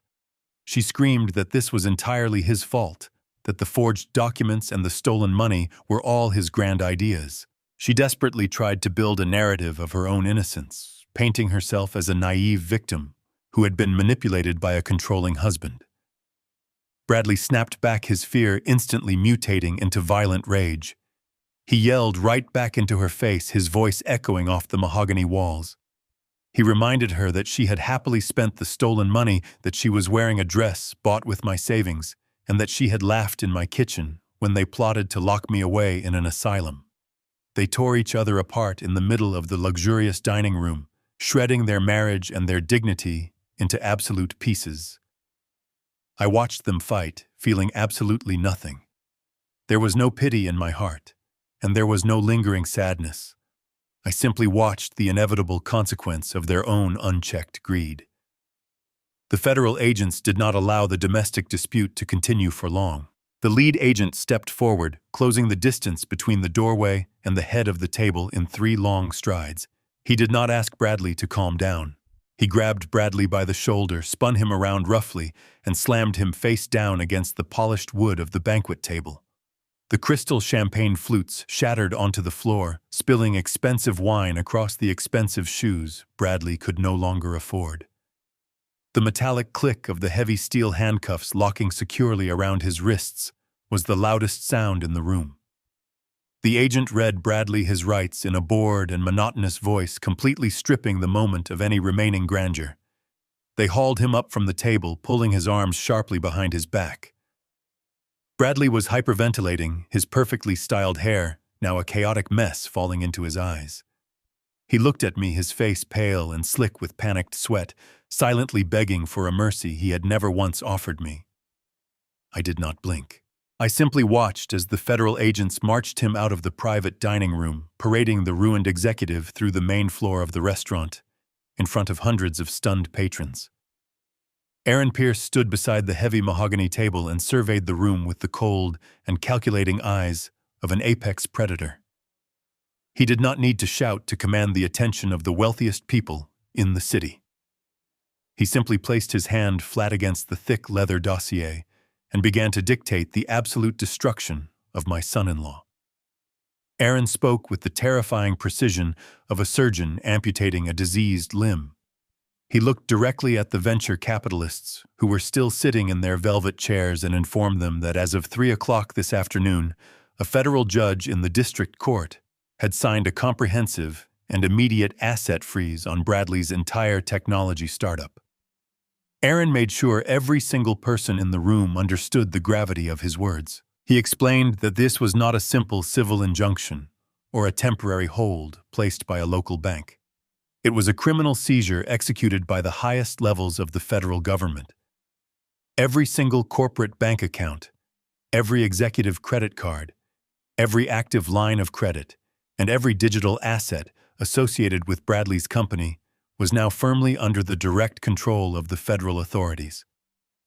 He told the investors that the brilliant financial foundation Bradley had been bragging about all evening was built entirely on a foundation of stolen domestic funds and forged legal documents. Then Aaron dropped the heaviest anchor of all. He announced the filing of a civil lawsuit under the Racketeer Influenced and Corrupt Organizations Act. He explained the law clearly, ensuring the wealthy men and women at the table grasped their own immediate danger. Because Bradley had used an electronic telecommunications network to move stolen funds across state lines to capitalize a corporate enterprise, his entire startup was now legally classified as a criminal organization. Aaron looked directly at the lead venture capitalist, a man who managed billions of dollars in legitimate corporate wealth, and delivered the final warning. Aaron stated that any individual or financial firm attempting to inject capital into this corrupted entity from this moment forward would be immediately subjected to a devastating federal audit. Furthermore, they would risk being formally named as co-conspirators in an ongoing federal money laundering and wire fraud scheme. The effect of those words was absolute and instantaneous. Venture capitalists are not sentimental people.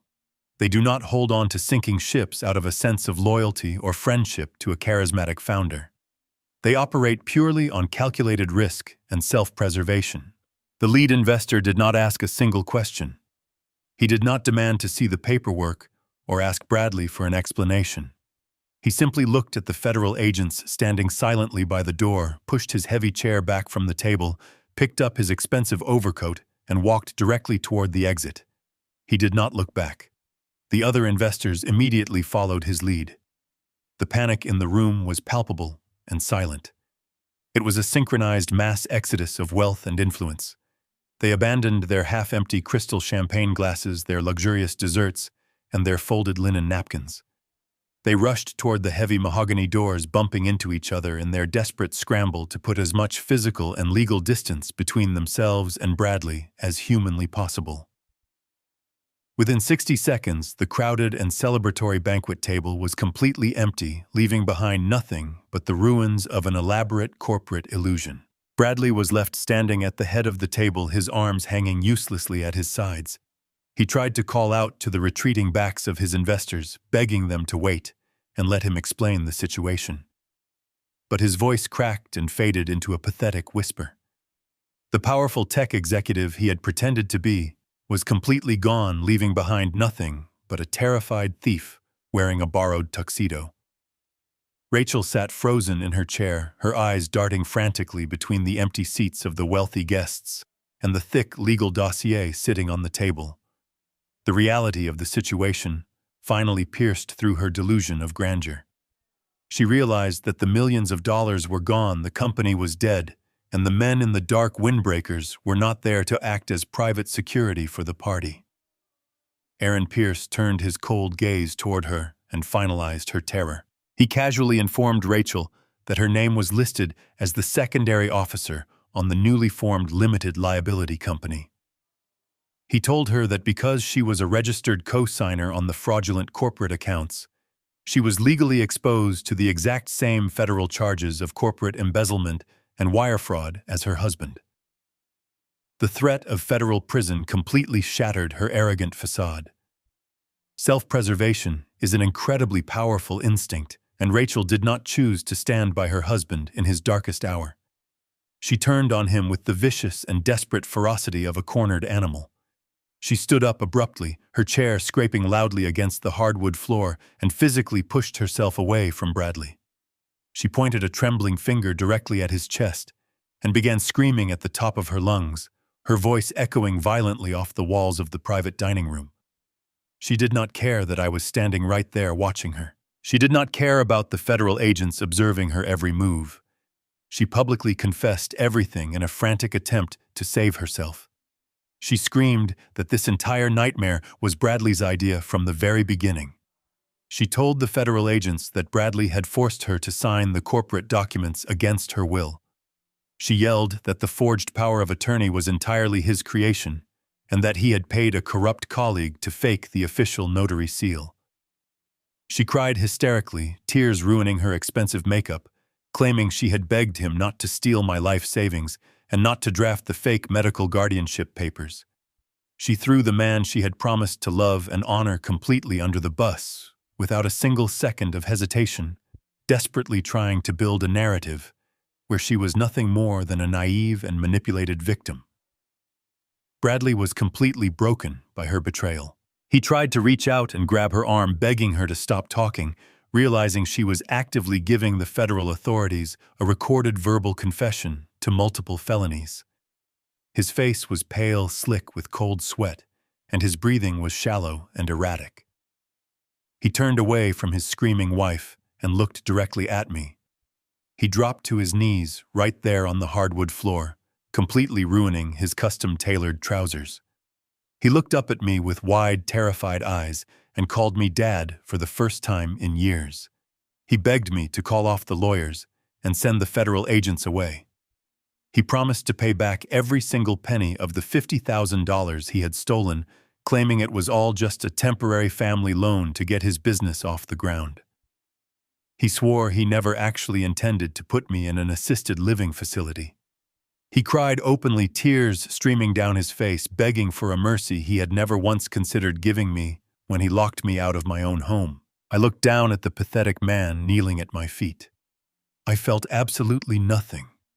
There was no pity in my heart, no lingering sadness, and no desire for reconciliation.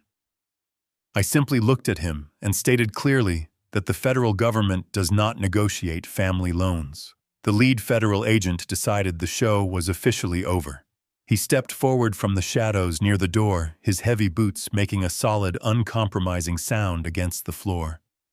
He stated Bradley's full legal name in a loud, booming voice that completely silenced Rachel's hysterical screaming.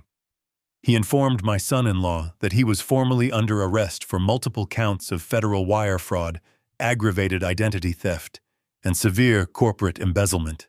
Bradley tried to scramble backward away from the approaching agent, his back hitting the edge of the heavy banquet table. The impact caused the massive floral centerpiece to wobble and crash to the floor, shattering crystal glass and spilling cold water everywhere. The two other federal agents stepped in, instantly moving with trained tactical precision. They grabbed Bradley by the shoulders, spun him around roughly, and slammed him face first onto the polished mahogany wood of the table. The sound of the brief physical struggle was pathetic and short-lived. The lead agent pulled Bradley's arms sharply behind his back. The cold, heavy metallic click of the steel handcuffs locking securely around his wrists was the loudest sound in the entire room. It was the sound of absolute finality. The agent recited the Miranda rights in a bored, monotonous tone, completely stripping the moment of any remaining dignity or drama. It was just a standard procedural arrest for a common white-collar criminal. The agents hauled Bradley forcefully up to his feet. They did not allow him a moment to catch his breath or adjust his ruined tuxedo. They maintained a firm grip on his arms and marched him directly toward the heavy double doors. The restaurant manager scrambled to open the doors for them, revealing the massive main dining room of the five-star establishment. As the doors swung open, the live piano player in the corner of the restaurant abruptly stopped playing mid-song. The sudden silence in the main dining room was deafening. Hundreds of wealthy patrons, local politicians, and business executives turned their heads to look at the commotion.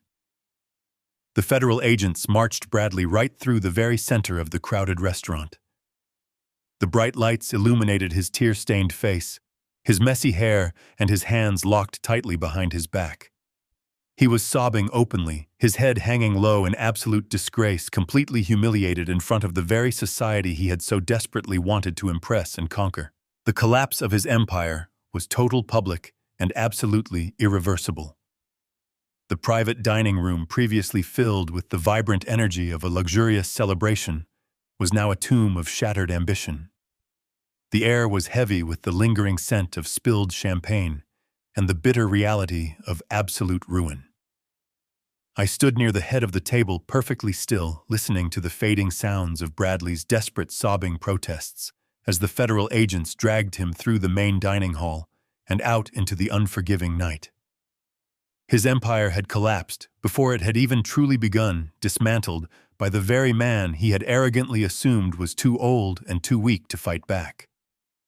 The silence that settled over the room after his departure was deafening. I turned my attention away from the open doorway and looked down at the only other person remaining in the room. Rachel was still kneeling on the hardwood floor amid the scattered crystal shards and the puddles of cold water from the ruined floral centerpiece. Her expensive designer gown, the physical manifestation of her greed, was soaked and completely ruined. She looked up at me, her face pale, her mascara running in dark streaks down her cheeks.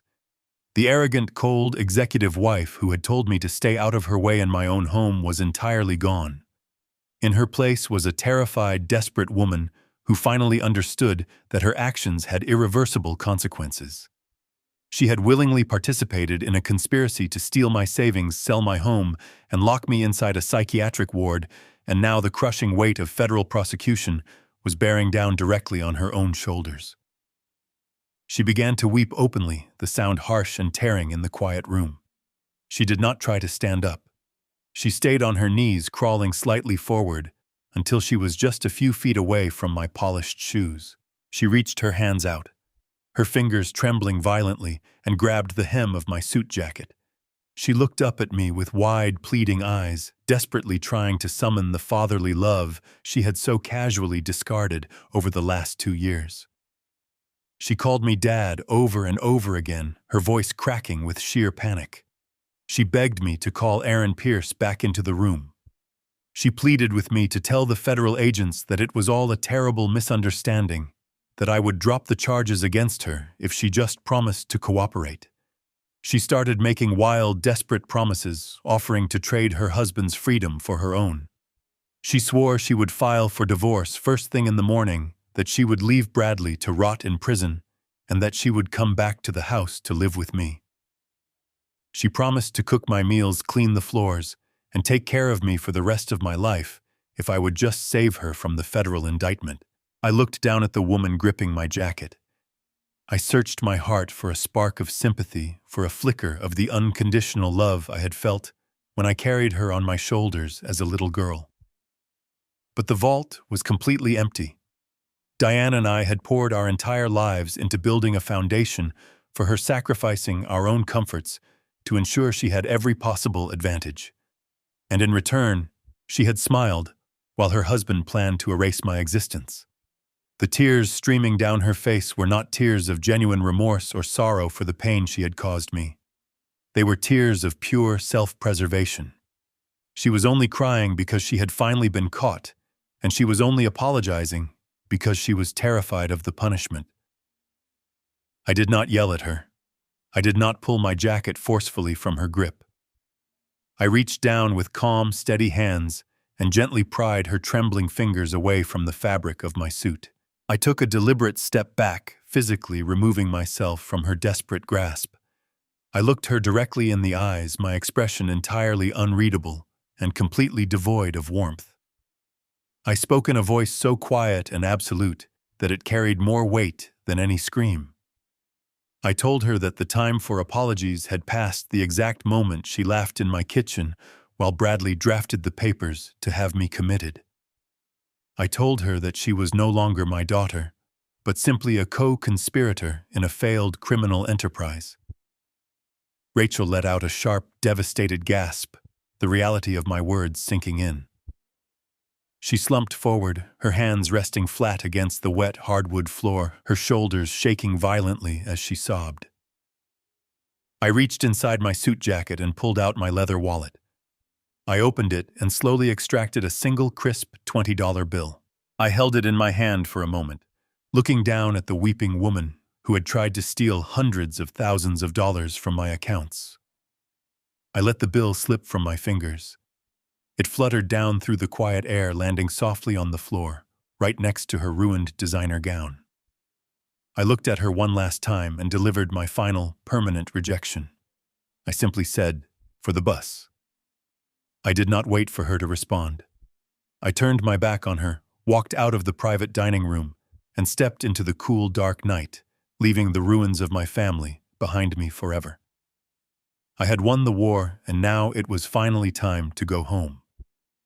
6 months is a remarkably short amount of time for a human life to completely unravel. When the foundation of your existence is built entirely on stolen money and forged signatures, it only takes one strong gust of wind to bring the entire structure crashing down to the dirt. I did not spend those 6 months obsessing over the legal proceedings. I let Aaron Pierce handle the machinery of the justice system, while I focused on repairing my home and my peace of mind.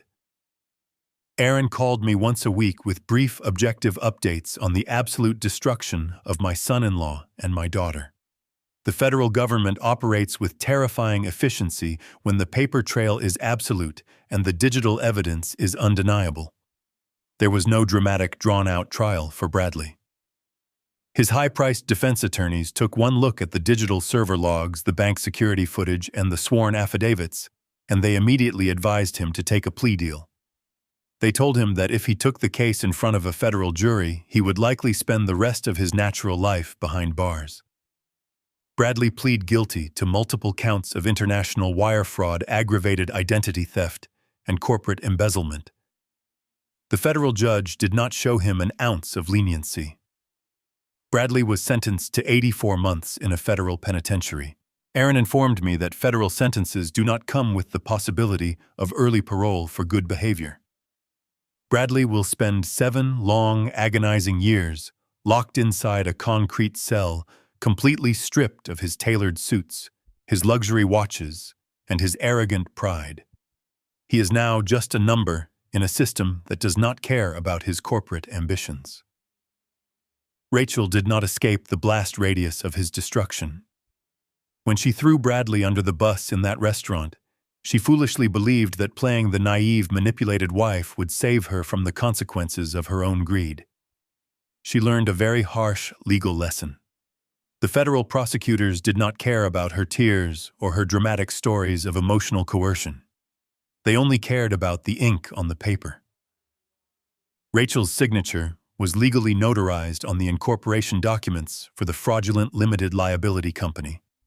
She was officially listed as the vice president of the criminal enterprise. Because she was a registered co-signer, the court held her jointly liable for the financial restitution. The federal judge ordered her to immediately repay the $50,000 that had been stolen from my primary checking account, along with massive legal fines and court fees. But Rachel had no money to pay them. The asset freeze had locked down every single account she had access to, and her expensive designer clothes and jewelry were seized by the authorities to help cover the massive debt. The luxury apartment she and Bradley had rented on the industrial side of town did not tolerate her sudden poverty. When the first of the month arrived and her bank accounts were frozen, the property management company did not offer her an extension or a sympathetic ear. They served her with a formal eviction notice.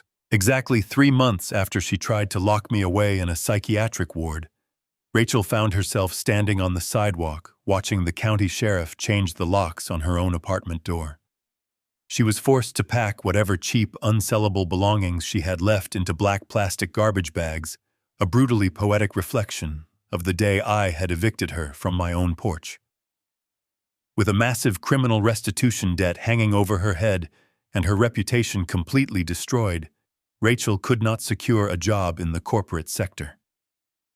Background checks revealed her involvement in a major federal fraud case, making her entirely unemployable in any professional capacity.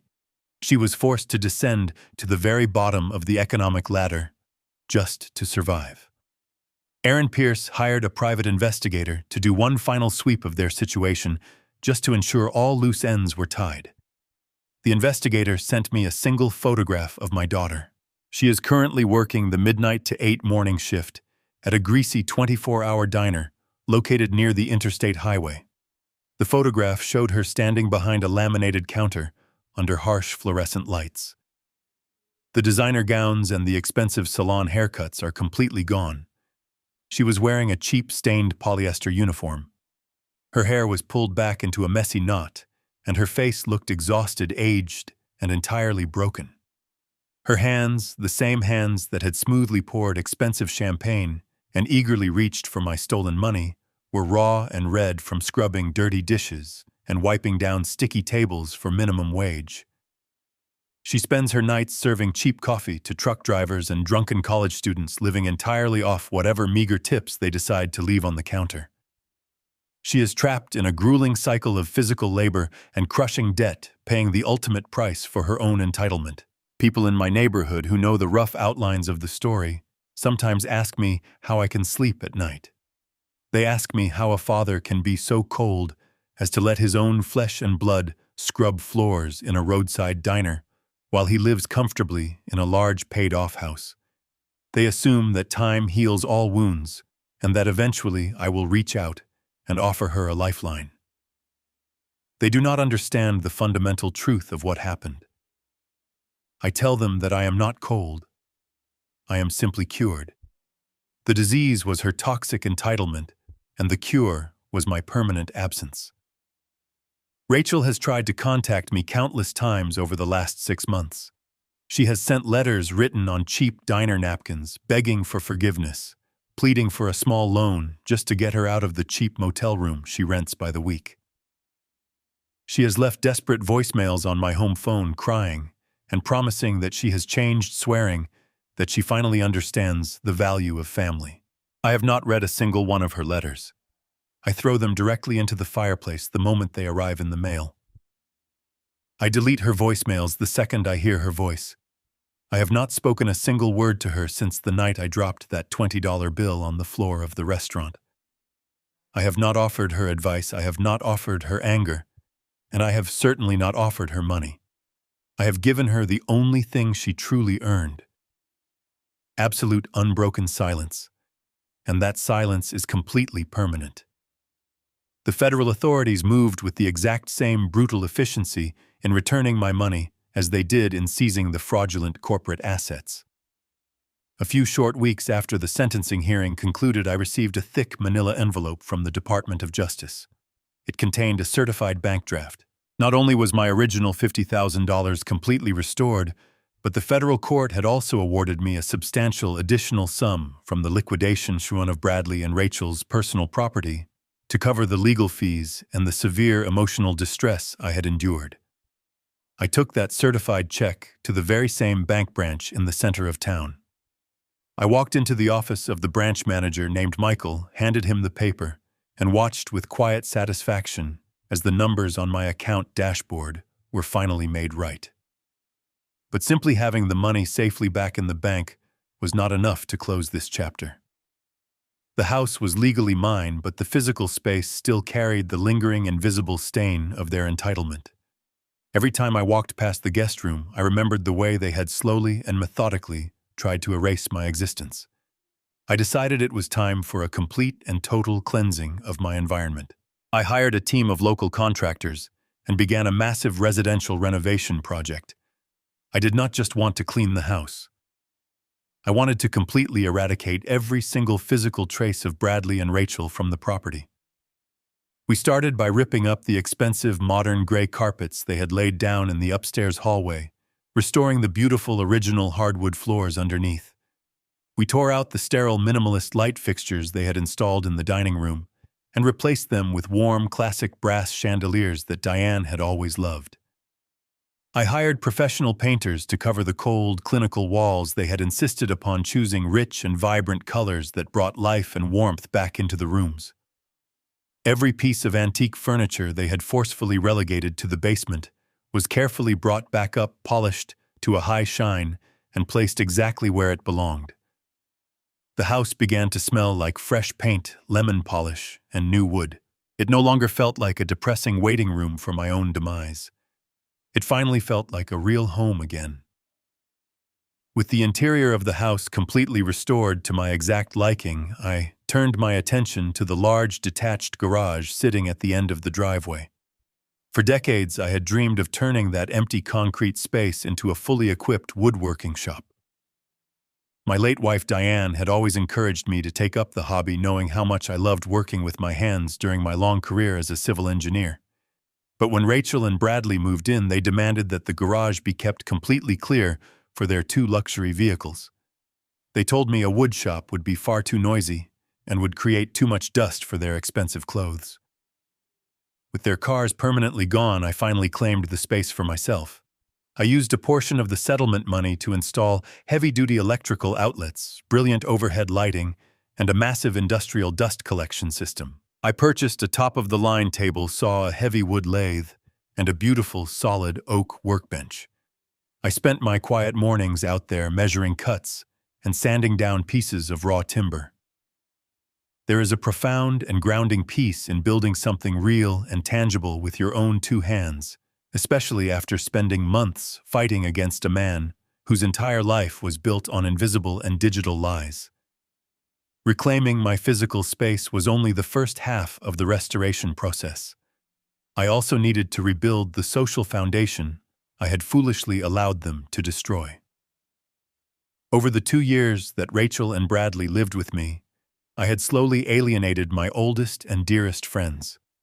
I had stopped inviting the guys from my old engineering firm over for our monthly poker nights because Bradley constantly complained that we laughed too loudly and disrupted his focus. I had stopped hosting my traditional summer cookouts because Rachel claimed the smell of barbecue smoke ruined the fabric of her expensive designer outfits.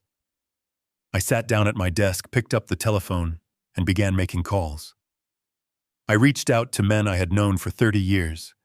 I apologized sincerely for my long absence and invited them back into my life.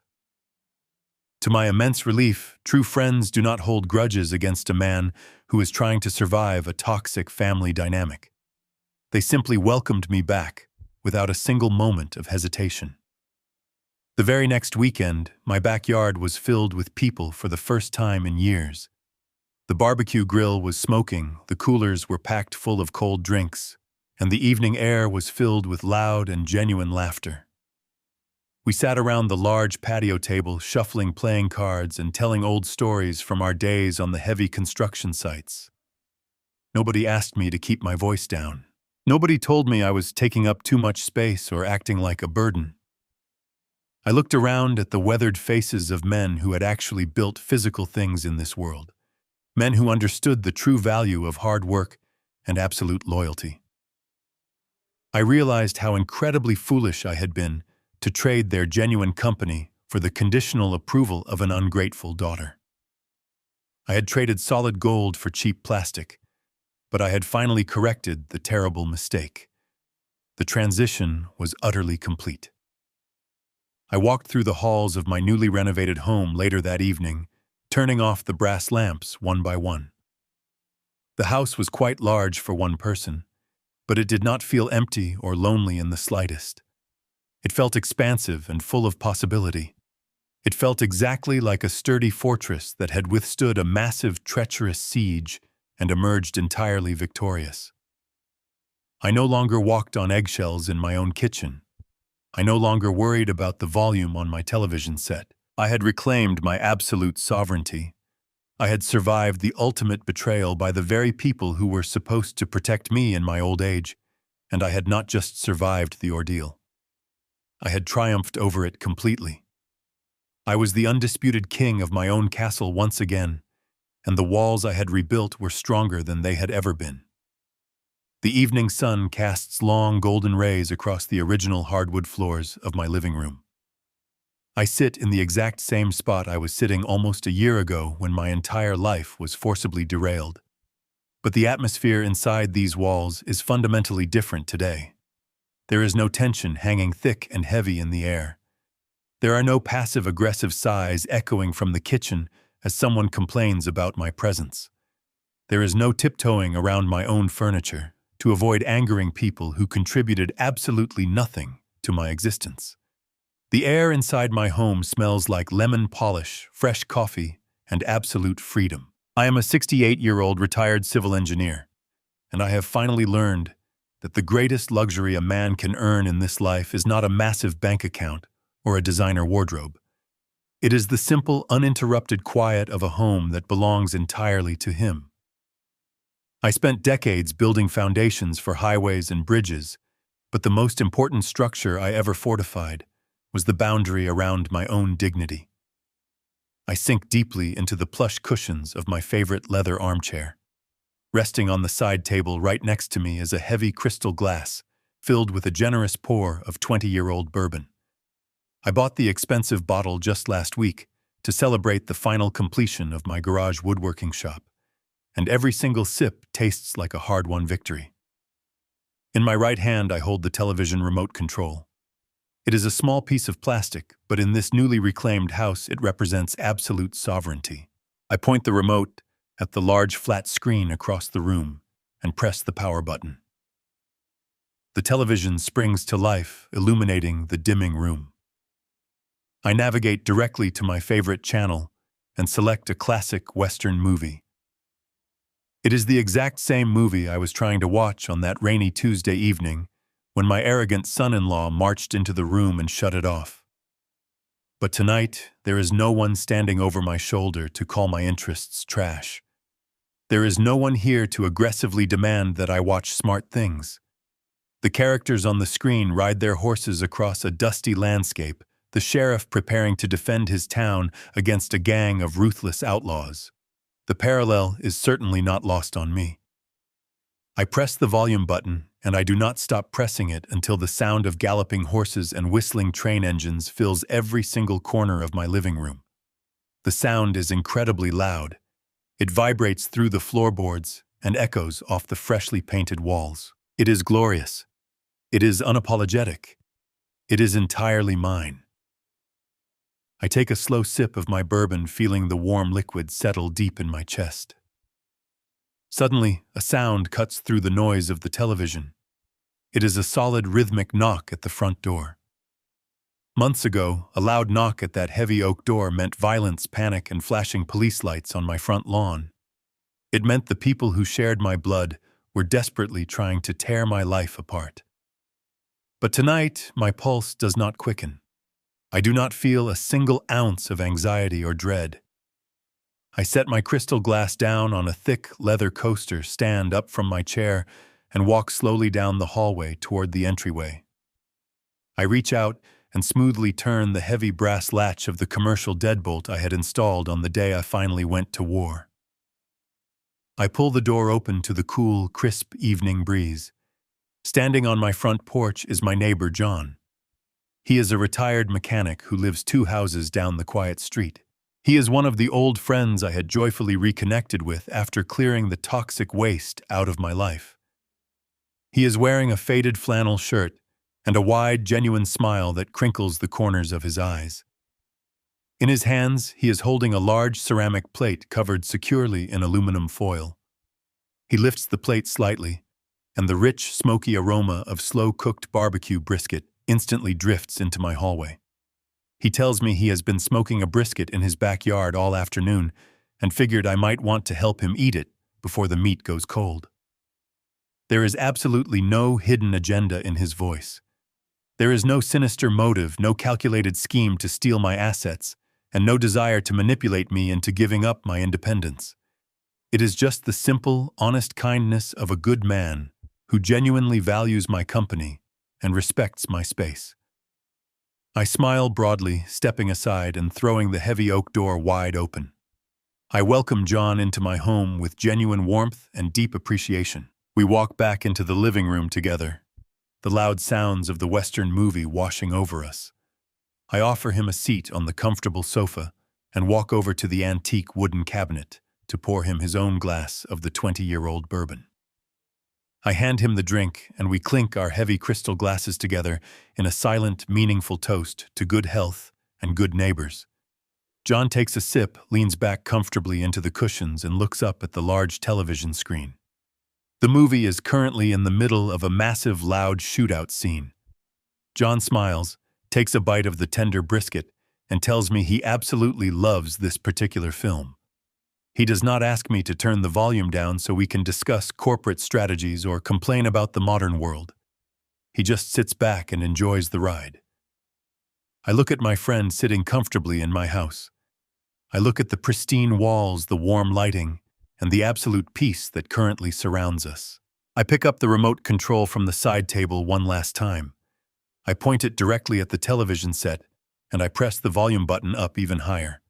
The sound of the movie booms through the room, filling the space with an undeniable energy. John laughs out loud, taking another sip of his drink. I sit back down in my leather armchair and take a deep final breath of pure, unadulterated satisfaction. The house is mine.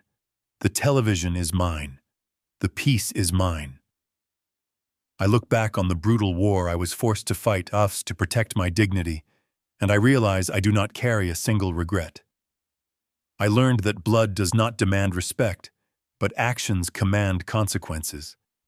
They wanted my silence, so I gave it to them. And it was the loudest sound they will ever hear. The greatest lesson I took from this entire ordeal is that unconditional love should never be a synonym for unconditional surrender. We are taught to sacrifice everything for our children, to bleed ourselves dry so they do not have to struggle. But when sacrifice breeds absolute entitlement, and when family uses your generosity as a weapon against you, the most loving thing you can do for yourself is to build an impenetrable wall. True respect is earned through character, not guaranteed by a shared last name, and protecting your own peace is the highest form of self-preservation. If my journey has given you the courage to finally draw a line in the sand against toxic relatives, please subscribe to the channel and share your own story of survival in the comments below.